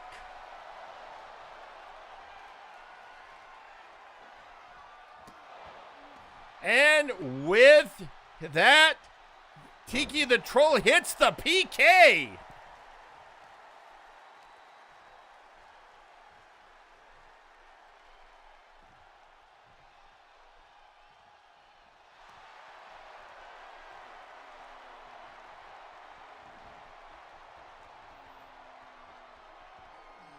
And getting him under a bridge.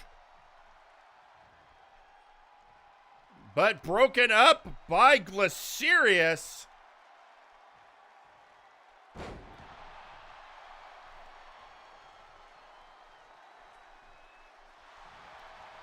Now going for a pin.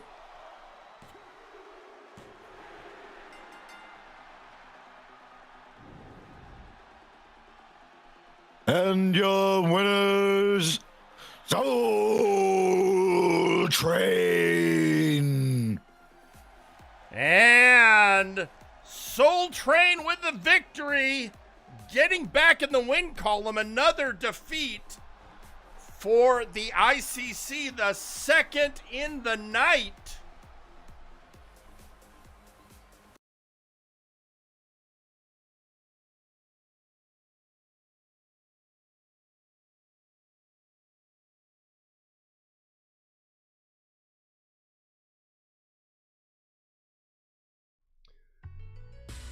Not going well for the ICC at all. And while that match was going on, we got a post out on social media from the TTB champion, Adrian Briscoe, commenting on his next opponent. Another soul avoids a deal. The Jin will regret ever making that wish. Well, and right now it looks like he also has to deal with our Sawyer, but that's a whole nother matter. But right now, as we get ready for our next match, somebody else is coming out for some ring time, and oh boy. It's been a while since we've heard from him. And all I can see is get ready, because it is Earl King West. Greetings, Multiverse. Have you missed me? I haven't missed you. But I do have to say, the Dark Lords have been doing our dark work in the darkness long enough. I think we've given you enough of a break. It's time to start causing some real mayhem in MNW again. And I think it's important to point out that that dragon person isn't the only threat to the multiverse, Tiger.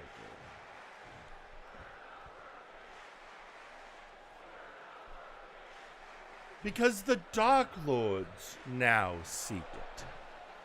And I don't mean one of us seek it. I mean we all seek it. One of us will defeat the Blue Hood for that belt, no matter what the cost.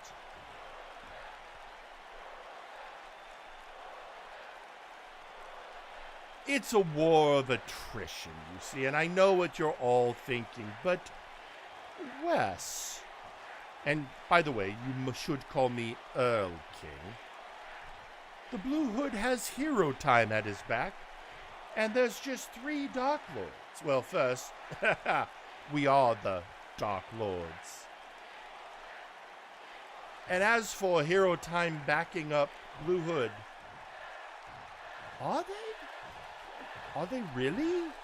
Other than the power surge person, are any of them really in the Blue Hood's corner? Or are they just tolerating him out of convenience? Time will tell, I suppose. All right, well, that's classic Earl King, boasting, making threats, and then making insinuations. But now you heard it, the Dark Lords are wanting to make a comeback and are intending to do so to unseat Blue Hood as the multiversal heavyweight champion. Which, you know, at least Draco Rex is the next contender. He won the match. But the Blue Hood did also say he was going to use that belt to bring out ne'er-do-wells, and those 3 are the biggest ne'er-do-wells I can think of.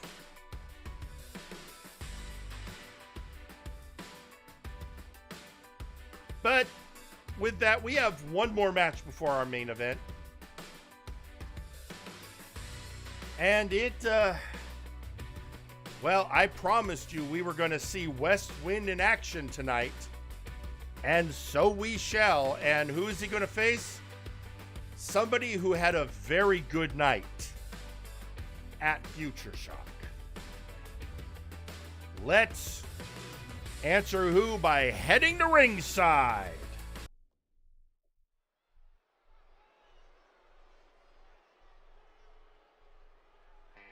The following match is scheduled for one fall.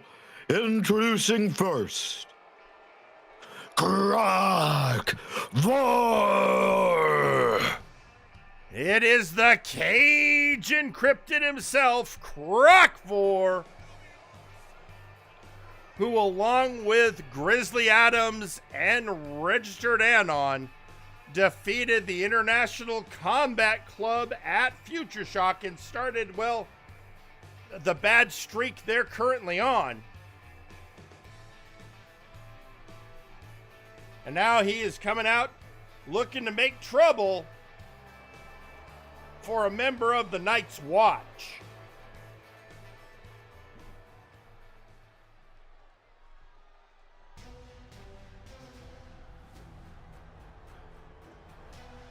And introducing their opponent, West Wind.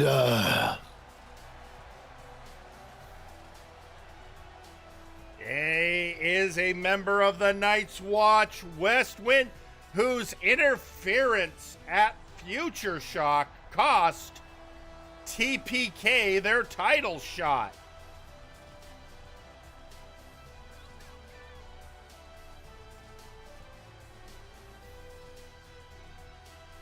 And now coming to face the Bayou Boy in one-on-one action.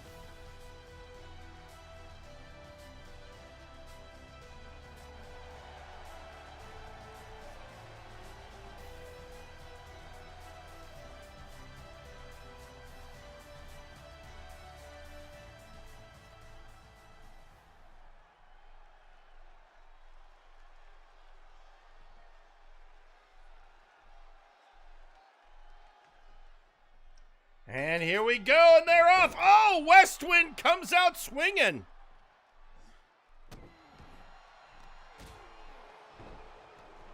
But Crockford, well, he's not one to take that easily.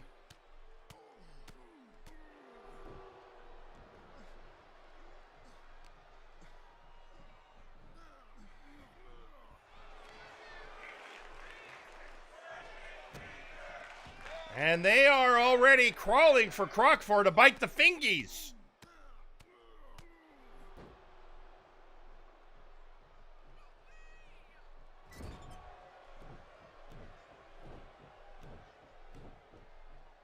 And oh!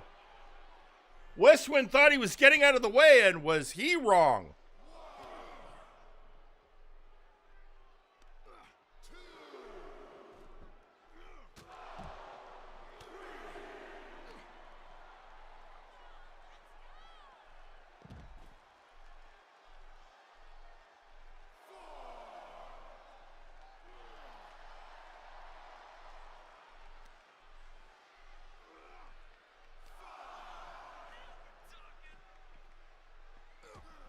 And Westwind getting it in the gullet as Crockford tries to head back into the ring.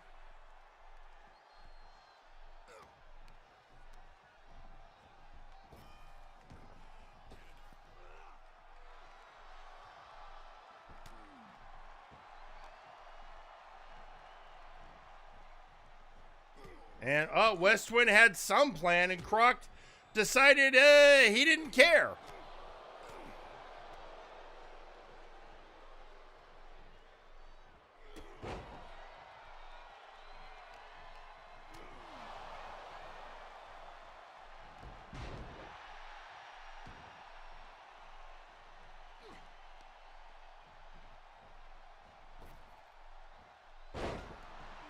Well, Westwind with that flip, but Crockford doesn't stay down long.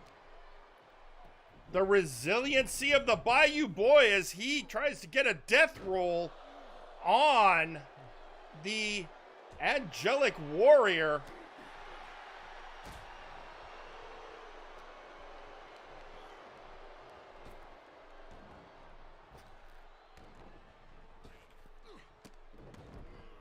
And a feeding frenzy!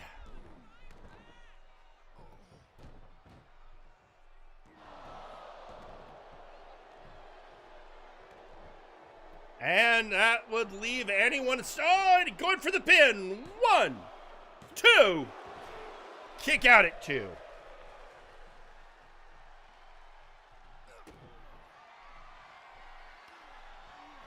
And getting him set up for something, but Westwind fights out.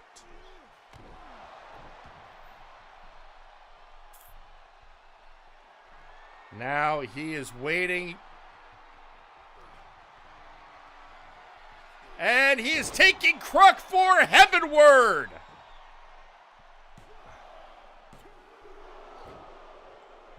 Croc gets out of the pin.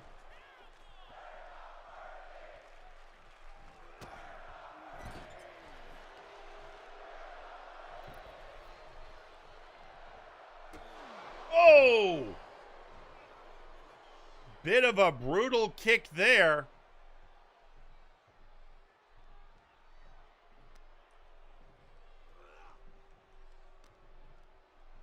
Getting him lined up. Croc has him down. Now what is he planning?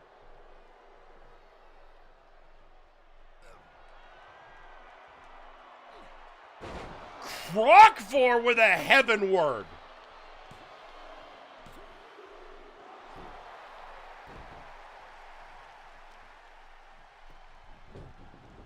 And again, getting him into that gator roll. The death roll.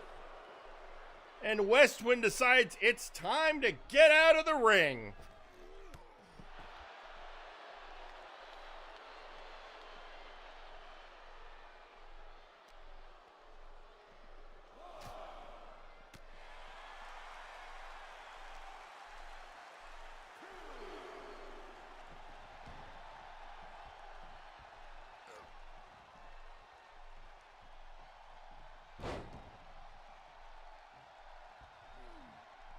And working the arm.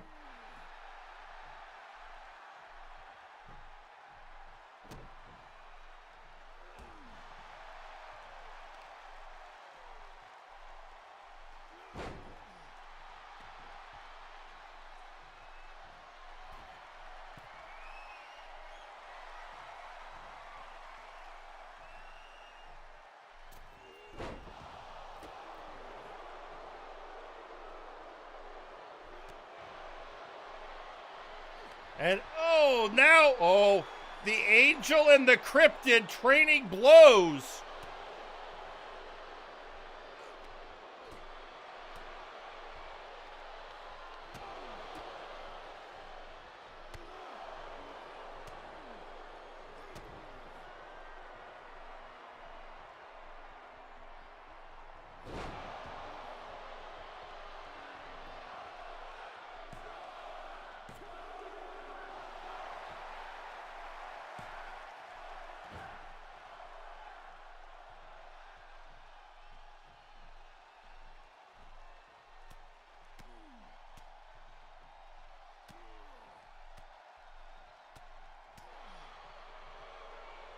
And giving West Wind that beating.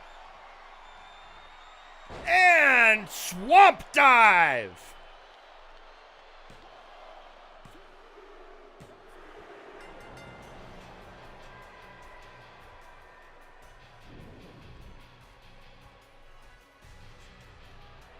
And your winner, Croc Vor. And Croc-Vor keeps the streak going for the Wild Boys. Grizzly Adams won earlier tonight. And now Croc-Vor.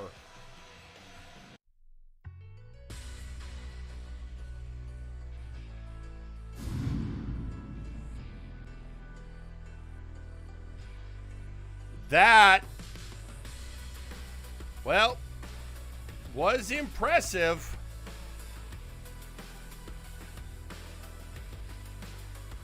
And that leaves us with just one thing left. And that is, of course, your main event. It is time. The challenge was made before Future Shock. Kane and CJR Killer looking to bring an end to the feud between Hero Time and the Outlaws in one final brutal match. An ambulance match. And it is that time, so say it with me, folks. Let's do this!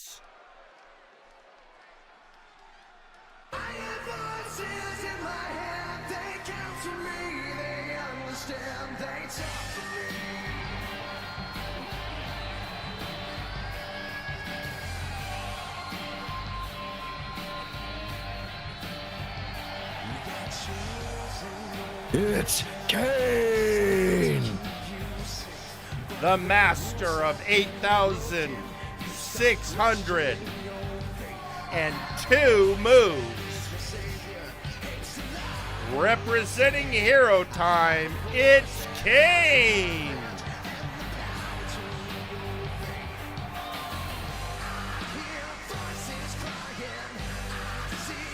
And he is representing his team in what may very well be the culmination of an epic feud between Hero Time and the Outlaws.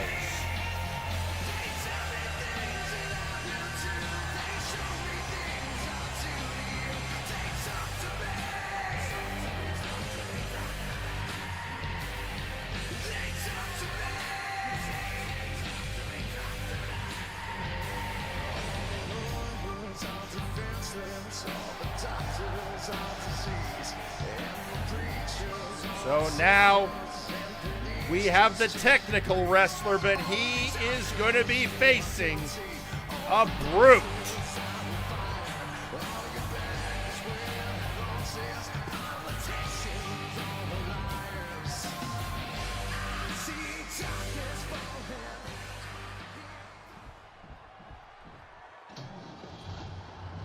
And introducing their opponent,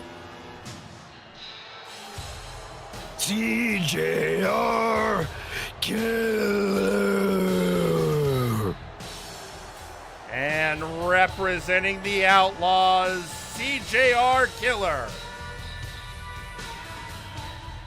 Cash. Job. Repeat.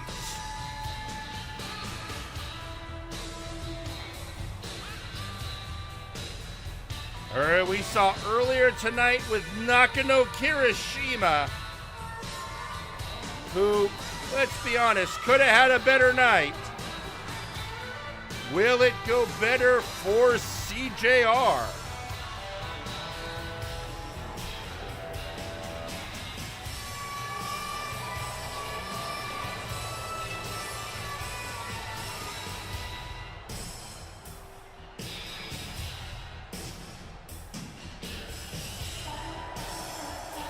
Yeah, we are about to find out as the Outlaw and the Hero prepare to face off.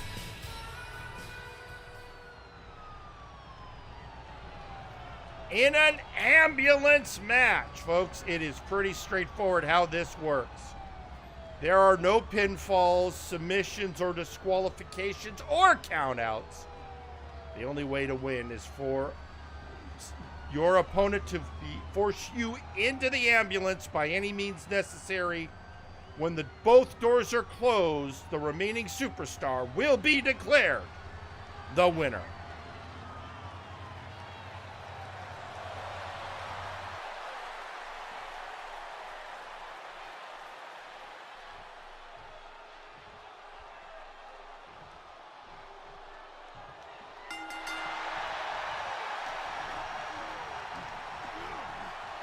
And we're starting, and immediately CJR throws Kane outside, which is fine. That's actually where this match has to end.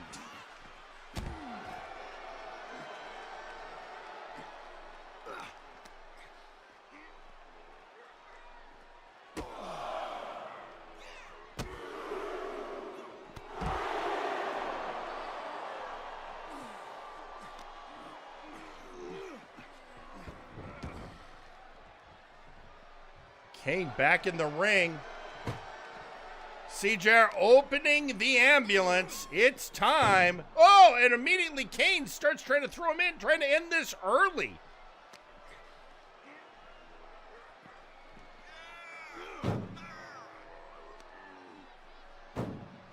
And now Kane in a bad position as CJR throws him in the ambulance. This could be over really quick.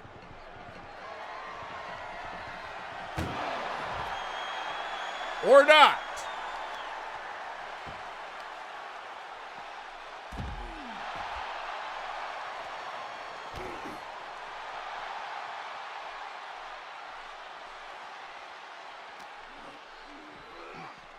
Oh, right against those steel steps.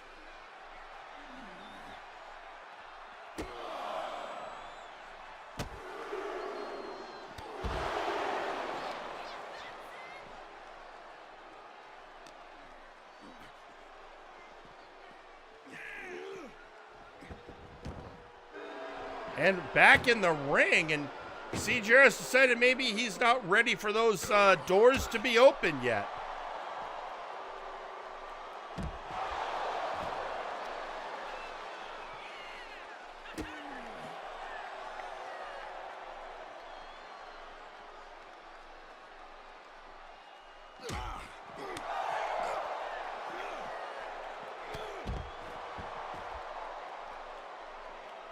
CJR looking for the first weapon of the match.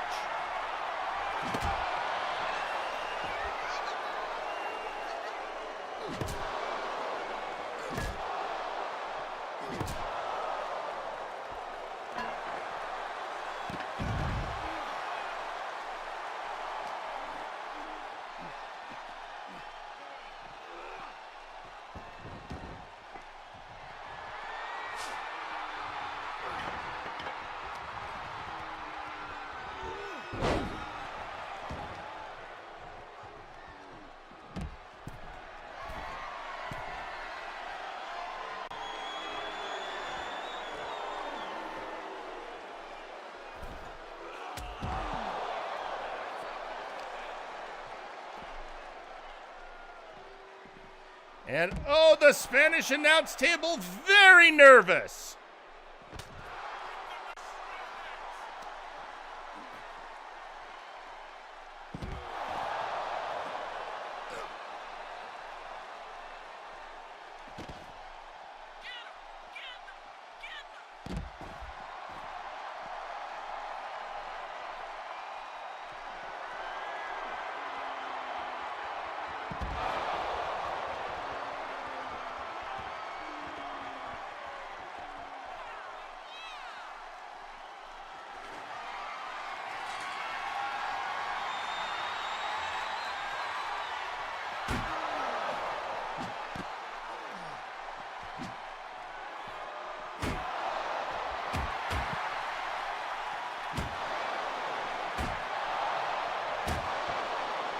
And the beating with he's shoveling it out. Head-on collision.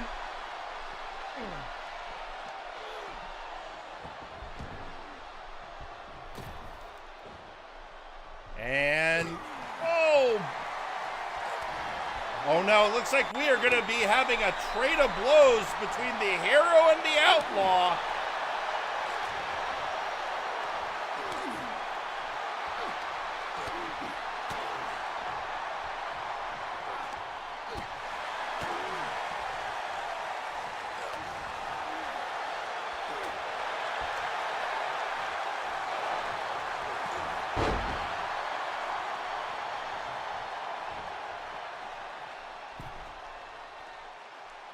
And Kane opening the ambulance, feeling he might have an opportunity. Oh, throwing a sledgehammer.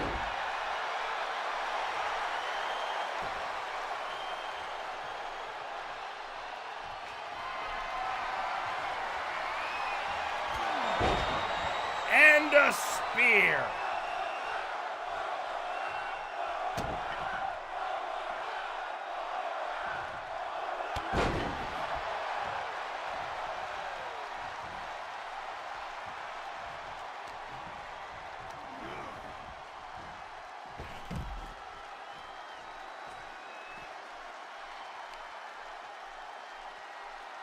And, working the leg.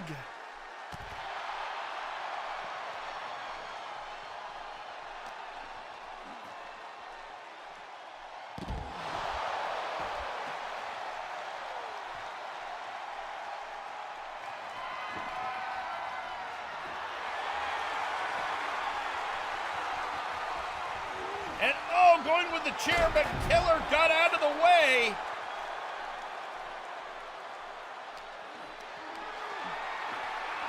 Hoisting him up and tossing him like a lawn dart into the ambulance. All he has to do is close. Oh, Kane got out before Killer could get to the door. And now Kane trying to get him in.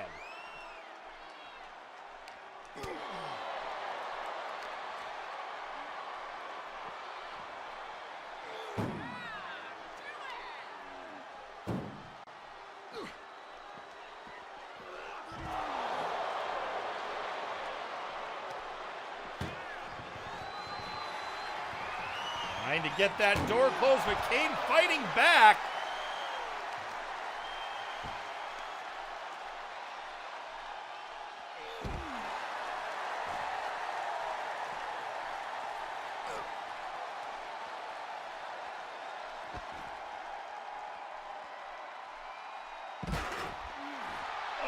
And brutality, as would be expected in a match of this magnitude.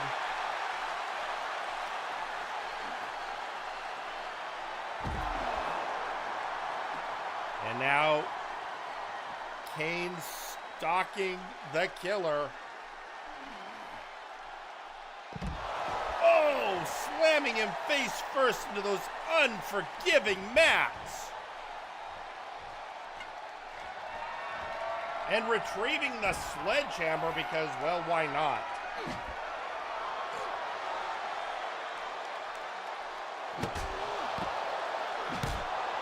And now CJR using that sledgehammer.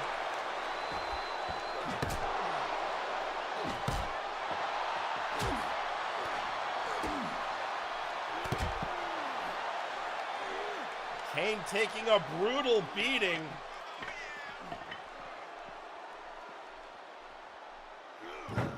And now trying to get him into the ambulance again, and Kane is in. All CGR has to do is close the doors, but again, Kane lightning fast.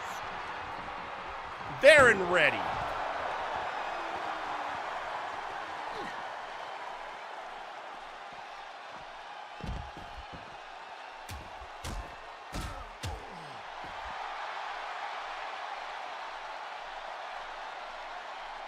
These two are going back and forth. They said it was to end this feud, but it looks like this feud might end in blood, which is fine by the Outlaws. That's what they play for.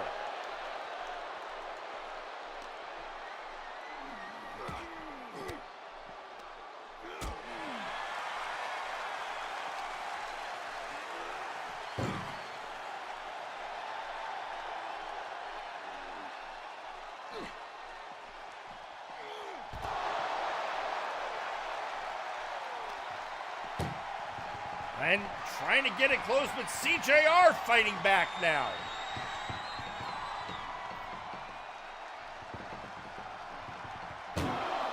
Oh, and fought back.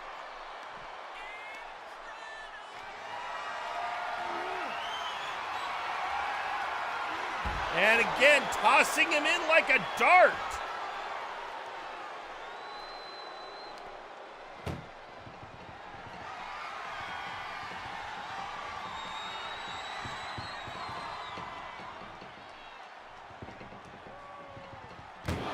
And the strength of Kane to hold off the superior bulk of CJR Killer.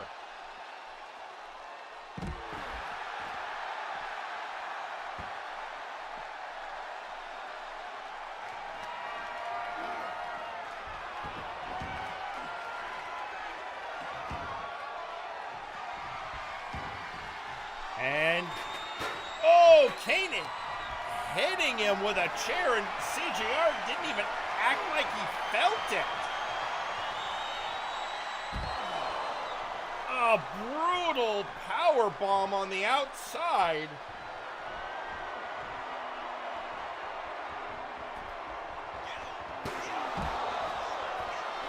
Kane goes down.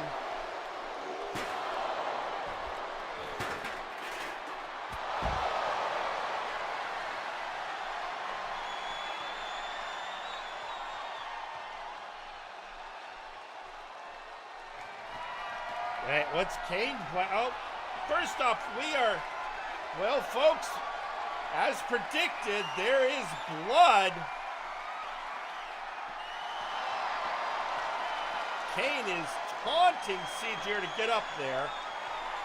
And he got what he wanted. Oh, but he may regret it.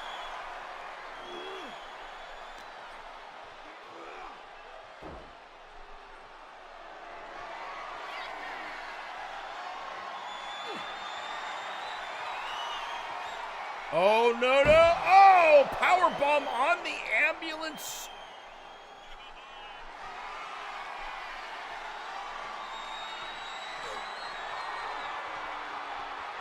And again?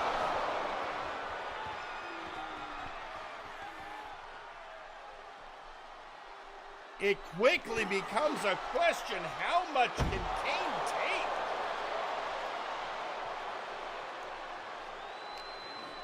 At some point it stops being a question of winning the match and it becomes a question of survival.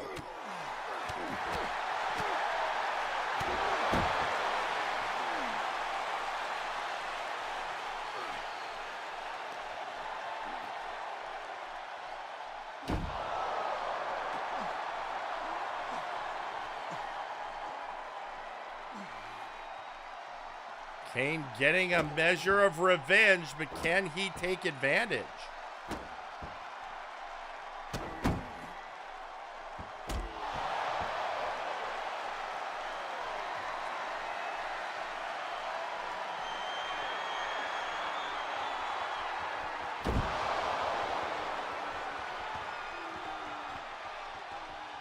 both are just exhausted at this point.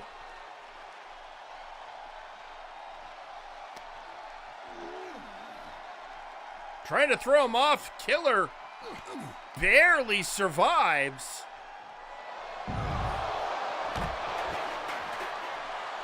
And they both, oh, that is brutal. They are, I am surprised nobody is broken.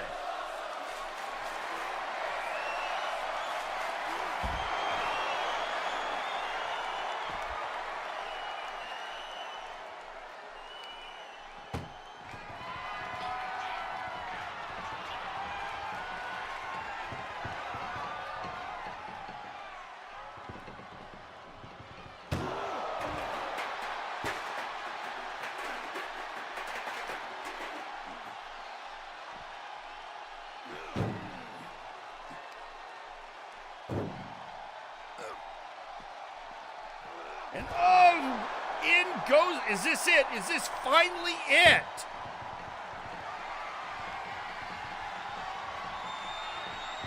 And the killer says, no, I don't think so.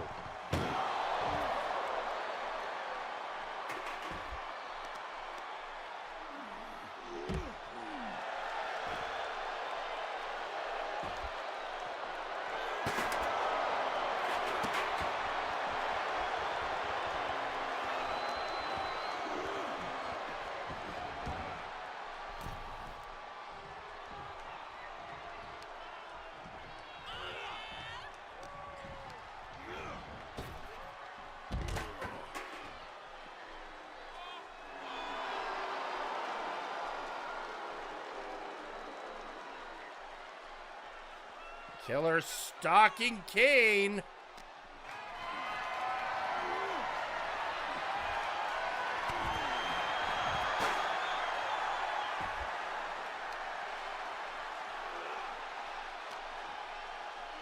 And into the, well, not quite yet, but trying to get him into the ambulance.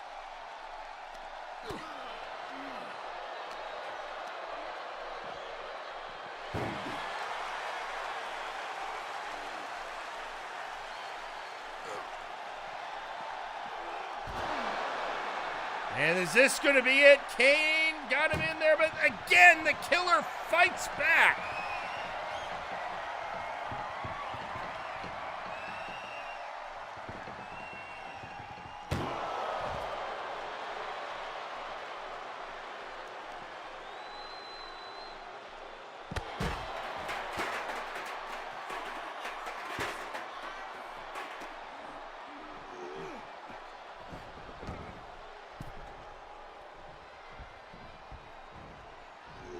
And they are back in the ring, and how brutal is it going to get now?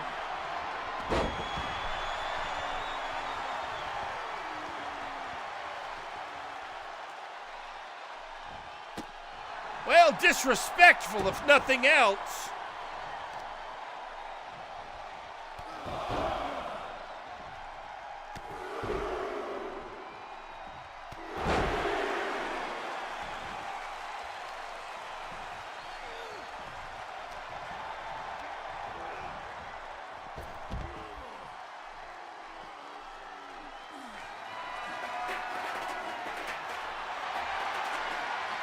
This could be it.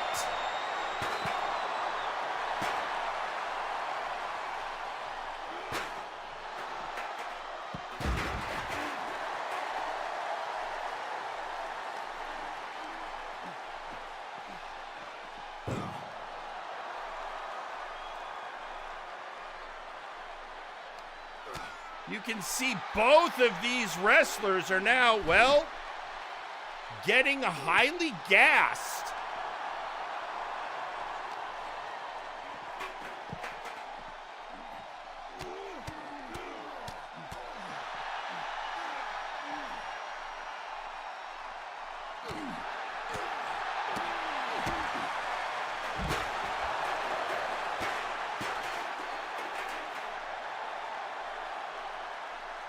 And going, of course, CJR, can he get him in? Again, that is the key to winning this, getting your opponent in the ambulance and shutting it.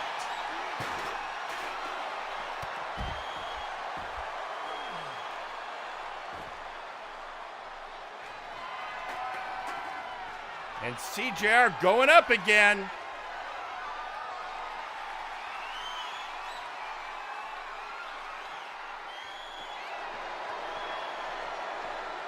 Kane following.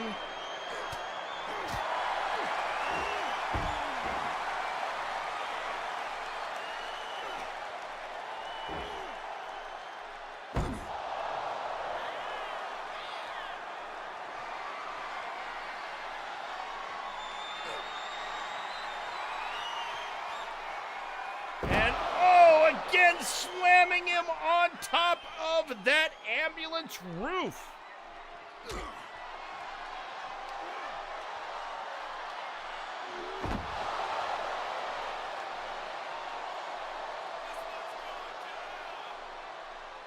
Both, they are, this is taking a lot out of both of them. It's an endurance test more than anything at this stage. And neither willing to give.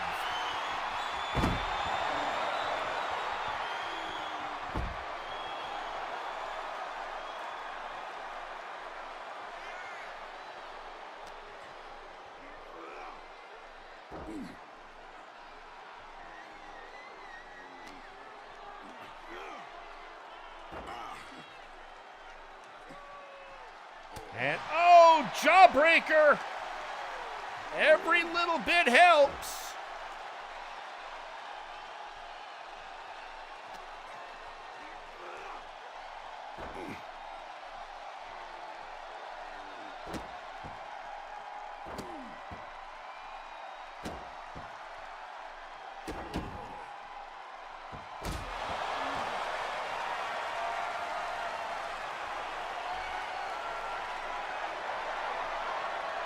And Kenny, oh, KO on the top of the ambulance.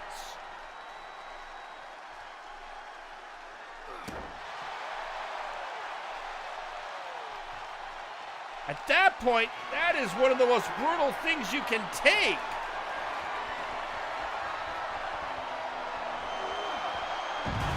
Followed quickly by, look at all the blood outside the ring.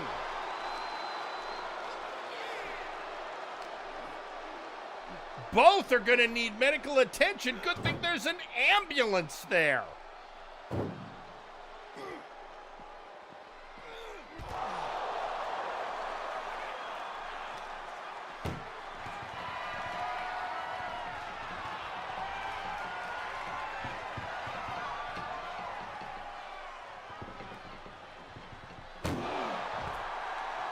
And again, Kane not giving up.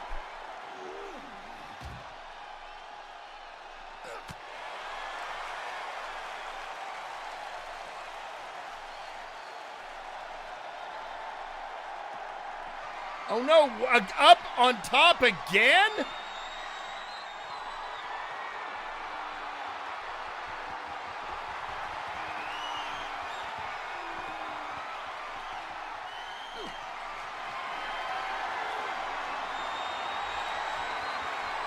And again, throwing him off the top.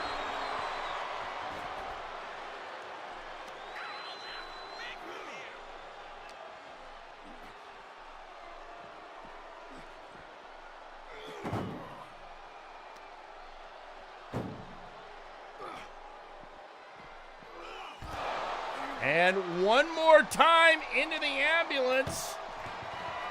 And one more time, Kane fighting back.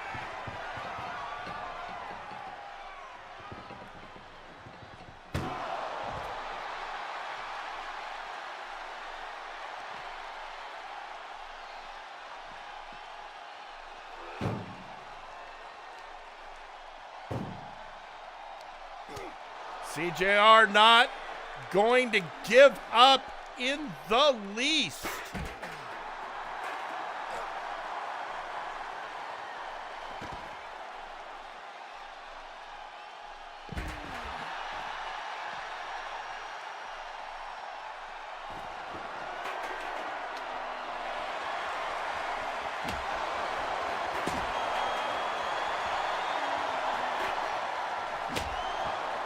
Now shattering the kendo stick.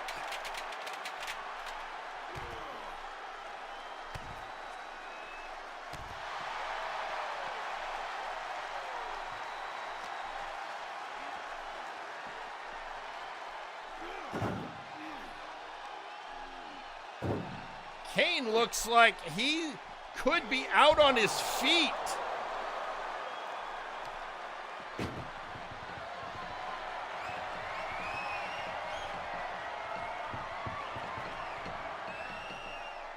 Fighting against the door.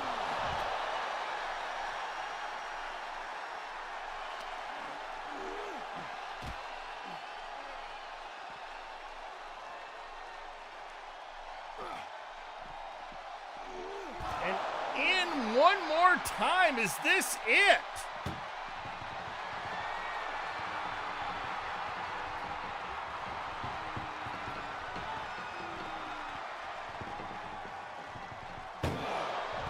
CJR is struggling more and more.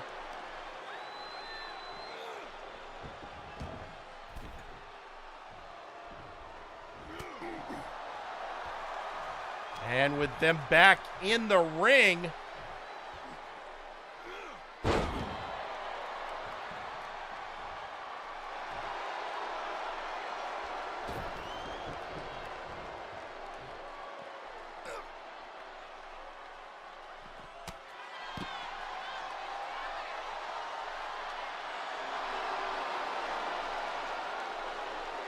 CJR feels like he's got him, I think. Hoisting him up, going for the lawn dart again.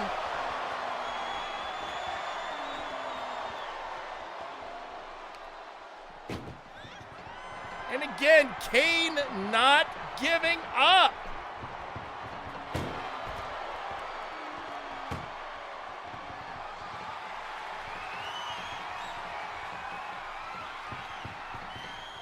Almost got it. Is CJR, if he gets that second door closed. Kane fights his way out.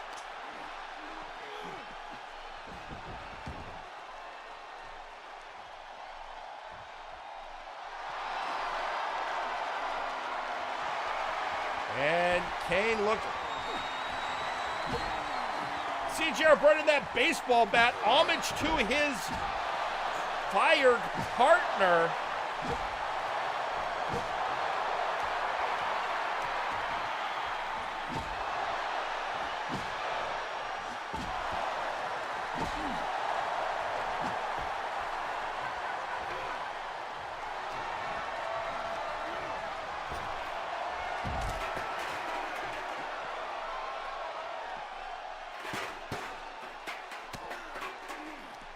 The brutality. Oh, that could be it. Kane has just been manhandled. Oh, but he's still fighting back.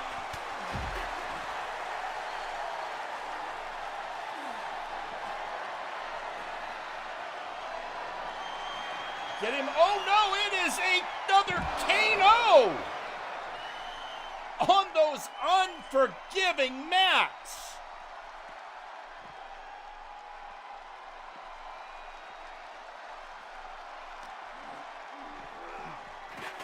And again, throwing CJR Killer into the ambulance. Can he seal it deal this time? He does!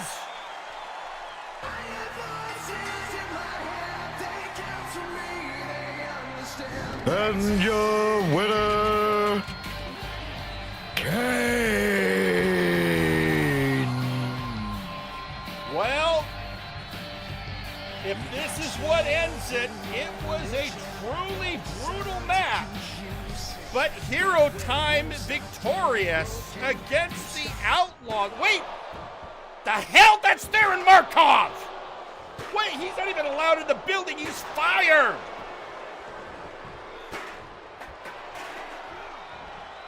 Somebody Get security! This man is trespassing!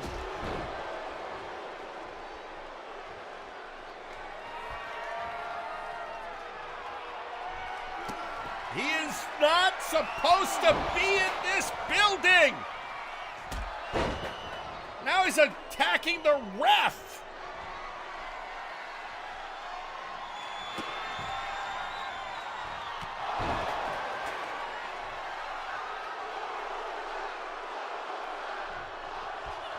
And he is waiting for Kane to get up.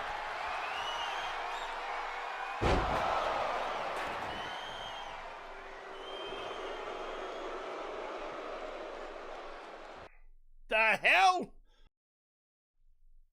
Security is finally getting down there and... Wait, he's jumping into the ambulance and driving off with his beat-up partner. He was hiding in the ambulance the whole time! Damn it! Just when I thought I was rid of him! Folks, I'm gonna have to go talk to our legal department, figure out what the hell's going on. But for right now, Hero Time won, but we are out of time. Thank you all for joining us. I've been your host, Jerry Aldini.